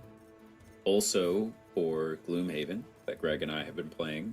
That's a fun game. And then Gen GMs, which is our podcast where we talk about GMing. And also The Road, which is the band that we're in together. It was where we not our produced an plan album. to do all this stuff. It just sort of happened. We just like each other a lot. Yeah. And it's Zach Week. And aside from that, you'll find me on my own channel soon. I'm returning to streaming in the last quarter of this year as I get new equipment. So that should be exciting. And that is all. Happy to be here. Happy to play with these folks. And I'll see you all next time. Good stuff. Thanks, Zach. Good stuff today. LaShawn, as always, continue to enjoy these little subtle elements of what Raven reveals. I really liked the idea that Raven was trying to distract, and then the incredible awkwardness between Raven and Sataria with a little like, you're healing. I don't like your healing. Well, maybe you don't. Well, I don't know. Like, it was very much like everyone like, ow, ow, like accidentally, metaphorically kneeing each other in the face as they're trying to like make something happen. That was really fun and gives you a sense of like, this is something which we've talked about before, but both Raven and Jaraxxus are vaguely fish out of water here, right? Like, I mean, as you get more into things, the weirdness of the world means that everyone is getting to be a little bit more of a fish out of water, like Sataria and Null's had that experience on the Centurion. But here, it's one of those deals where you really have been sucked into this adventure that you hadn't been planning on. And so that leads to not just, I'm mysterious and sitting in a corner, but also sometimes I handle things awkwardly, right? And that was something which I'd love to see, that little bit of humor that we got out of Raven here as well. And I'm interested to see how Raven feels about all of this with corruption and all this stuff as we move along. So how did you feel about today, LaShawn? Where will the lovely folks find you next? Yeah, this was fun. I got to you got to see a little bit of a lighter side of a Raven, because that was fun. She isn't all dark and gloom and trauma and all that. So it was fun to slowly try to interweave that in, and maybe we'll see more of that. We'll see. But that was fun. But yeah, I'm looking forward to seeing what the sisters will have, and this laboratory, and what kind of interesting feelings she'll get from that. So, but people can find me. They can find me on Facebook. I am on Blue Sky. I don't post as often to Blue Sky as I should, but yeah, I'm still there. But people can most find me at my blog, which is T-Bone Cafe blog. WordPress.org. It's in the chat. otherwise, I think I'm mostly done traveling. I will be going to Viable Paradise again this year to help out, as I've been doing for the past few years. And then I'm working on a novel. So, yeah, but I'll be around. Good stuff. Thank you, LaShawn. Yeah, actually, that's a question. I know Toya and Zach are not. So you're not going to be at Worldcon, Rhiannon. You're not going to be at Worldcon either? Oh, man. It's just going to be... Not this year. Just going to be me hanging out with... no. There are other people, of course, lovely people I will see there. Okay. Well, it is, as always, LaShawn, a pleasure, and I'm excited to see you next month back here for this. And I promise my dryer will not say stuff next time. That thing was great. I was like, of course. I am so sorry about No, that. that was so funny. I was like, I was just kind of like, of course it was doing this thing. I was waiting for other information. Listen, a mashup like this campaign, a dryer could easily be sentient. You know, who knows? Like I could see that. But thanks, LaShawn. Always a pleasure. Also a pleasure to have Toya, Kristen Finley with us as always. Good stuff, Toya with Knowles.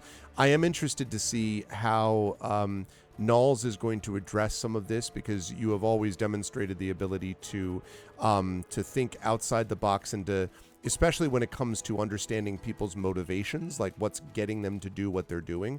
And this is very much about that sort of level of corruption and figuring out what corruption is there and why.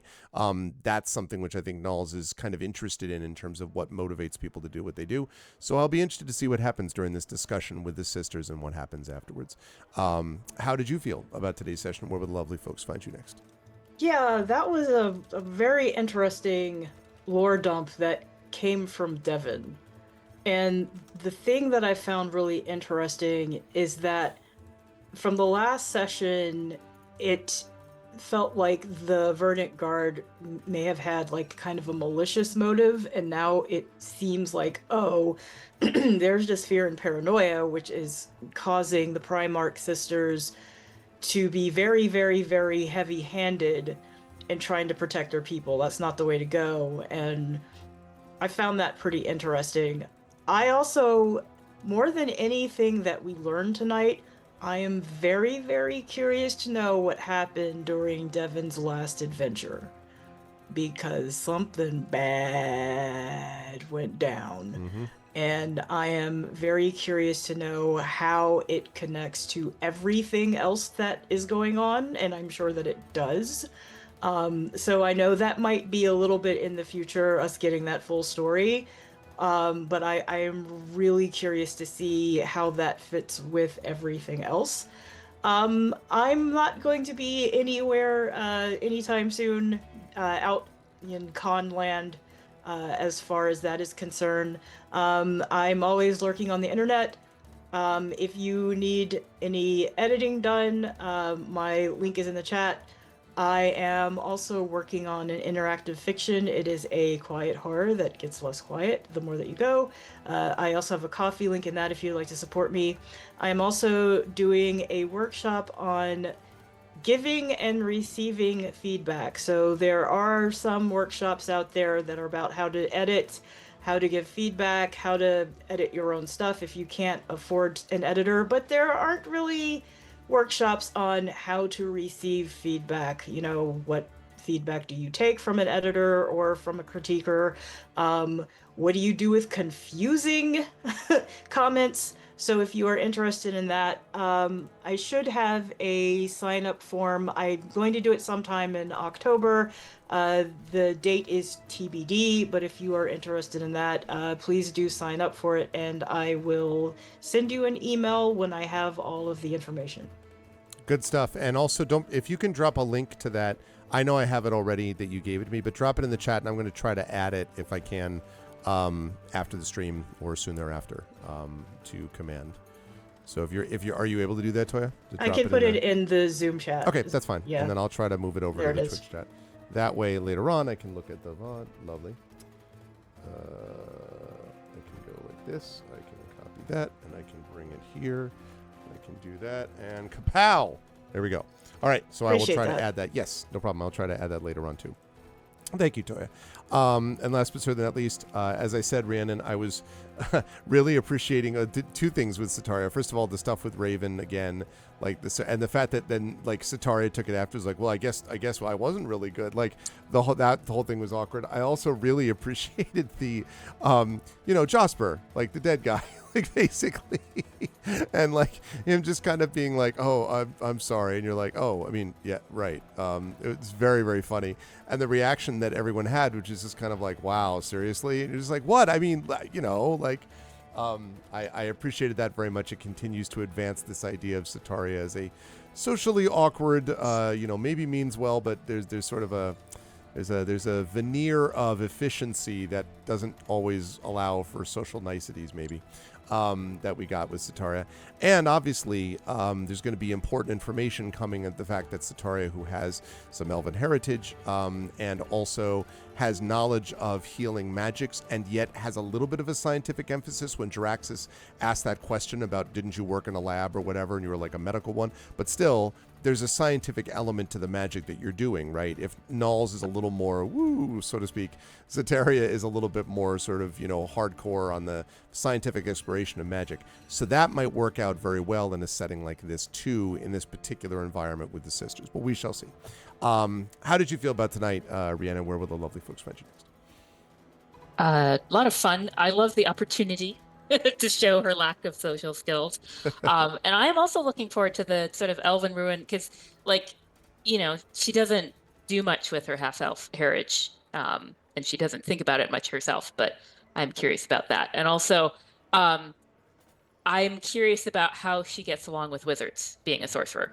Because it's such a different, such a different way of going about it. So if we do run into this wizard, I'm sure that will not go well. Folks can find me right now. There is a story bundle put together by Sifwa that is basically around the theme of spellcasters, of all different kinds, and it's got one of my books in it. So if you're interested in spellcasters at all, in a whole bunch of different sort of like backgrounds, from mine's urban fantasy, but they have epic fantasy, all kinds of everything. Check that out. Story bundle is great. You not only give to charity, but you can choose sort of how much you want to pay for the main bundle or the bonus books, and it's great. So check that out. Yeah, I've done story bundles before, and they're good stuff. John Helfers did that. Is the editor for that, isn't he? Is he the editor for the story bundle from Sifwa, or is it another one? I think so. Because I thought I saw that. I thought I saw that linked somewhere, and I was like, oh, John, who is well known to people on this channel as one of the players in one of my other campaigns. It is him. Okay. Yes, correct. Yeah, that's what I thought. That's cool. Created by him. Very, very cool. So then highly recommend it. Rhiannon's an excellent writer. And besides that, spellcasters, what's not to love? Good stuff. Thank you. And I'm really happy again, crew, that we're back in the saddle here. We will try to make that happen. Our goal, chat, is to get to 2 times a month. That's our goal. It's a goal that is out there. It's a brass ring that we will reach eventually. I swear to God. But we're going to try. In the meantime, though, it is great to have this crew with me. So can we get some love and thanks to the amazing members of the Expedition of the Mysterious Peaks crew. Thank you to Rhiannon Held, to Tori Kristen Finley, to LaShawn M. Wannick, and to Zach Clay. Good work, everybody. I will see you folks soon. Bye, everybody. For now. Alrighty. Good stuff. I still got the tavern celebration music playing in the background. I love me a good tavern scene. It's always fun to be able to add in little quirks and things like that. I think a lot of these things, if you ever stop at a place that's sort of like a local, how would I describe it? If you stop in like sort of a local, hold on a second. I got my players are going wild with dice rolls. Let me get rid of that. And let me exit the game like that. Okay. But if you ever stop at like in a you're sort of like traveling from somewhere and you stop in like a restaurant or a tavern or something like that, and it's sort of like the town the time forgot type of thing, you'll find characters like this, right? You'll find people that are just sort of these things that everybody in the town knows and everybody understands who they are, and they're all sort of like this certain kind of person. And they're like, oh yeah, that's just this person. And they're quirky and they're completely authentic, like exactly just the way that they are. So I love it to be able to have characters like that sometimes that the players glom onto. And, you know, sometimes players respond differently. I've had situations where they're just kind of like, yeah, whatever, that guy. And they go on and they're really interested in this other guy. And that's totally cool, you know. But it was fun getting a chance to see them interact in a tavern environment. And I'm very much looking forward to seeing how they're going to handle stuff with the sisters, which is going to be its own unique challenge in its own way. There's things going on below the surface, and we'll see how they manage all of it as we go through. That, however, is going to do it for me for tonight. That'll be the case until Tuesday, when I will have 2 streams. One will be around noon Eastern, and Tari Toons and I will be back for our Gamebook illustration stream. We'll be doing the playthrough of the Car Wars Fuels Gold, still one of my favorite names for a gamebook. We've started playing that. We're going to continue it, and Tari will be illustrating it live as per usual. Then I will be over at GOGCom's Twitch channel with Pen and Pixels at 4 p.m. Eastern, and I will be continuing my playthrough of the Lamplighters League on Pen and Pixels, and that will be my last pre-Worldcon stream. My daughter and I are going to be flying out to LA the next day, and then we will be out there that night, and then I've got a panel Thursday. I'm going to be moderating a panel on Tolkien and Le Guin. Then I've got a panel on Friday. I have a panel which I was added to recently, which is cool, which is about populating fantasy worlds. Hint, it's not just kings and queens and princes and princesses. There's more to it than that. And then I'm going to have that live D&D event that I've been talking about with a bunch of really awesome authors and people like that. I'm going to be running my Night at the Forbidden Library for them. And it's going to be a live in-person event in front of an audience, so I am excited for that. It's going to be good times. That's happening on Friday night.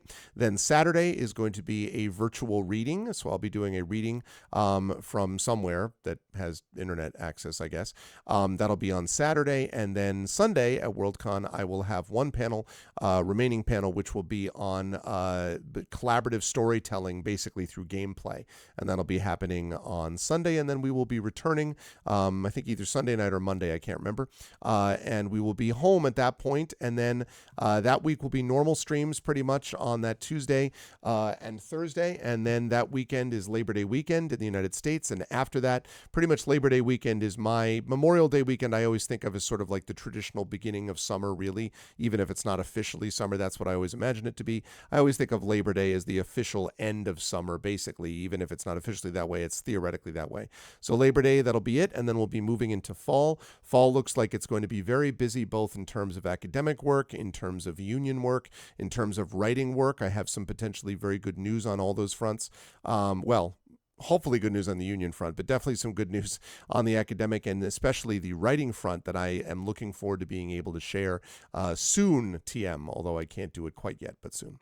But that's all going to be happening later on. So I will see you lovely folks back here on Tuesday, again at noon Eastern for the Car Wars Fuels Gold Gamebook playthrough plus illustration by Tari Toons. So I'm excited for that. And otherwise, I hope you enjoyed what you saw and heard tonight. If so, I hope you will follow the channel. I hope you will check out our YouTube. Thanks for those who are watching over there. Please do subscribe over there. It is making a difference. We've gotten a lot of new subscribers there of late, so please keep doing that. ! ArvTube. Please do as well join us on our Discord, ! ArvCord.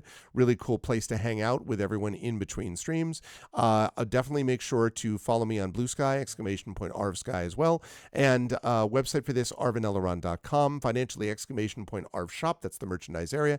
ArvTreon is that Patreon, trying to build that back up into triple digits. So please join us for that. You can get cool stuff there for you and for the channel. Same thing if you sub to the channel. You can get cool stuff for subbing to the channel, including those custom sub badges and emotes to use here, there, and everywhere across Twitch, and inspirations to help the players. That's always very helpful. On the publishing front, ! Icarus, my graphic novel, ! Library, my Tales and Tomes, The Forbidden Library, that's my 5e adventure and sourcebook, and ! Greyshade is my Greyshade IP. Greyshade, Renegade, Heretic, the Grey Assassin Trilogy, critically acclaimed, award-winning. You can get those at that link. You can get the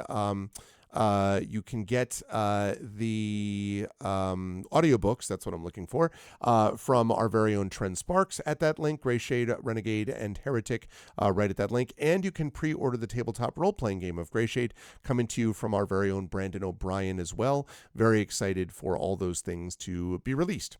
As always, exclamation point BLM, Black Lives Matter, important to affirm and assert the significance and importance of Black lives. Exclamation point Help Now, the World Health Organization page on suicide prevention.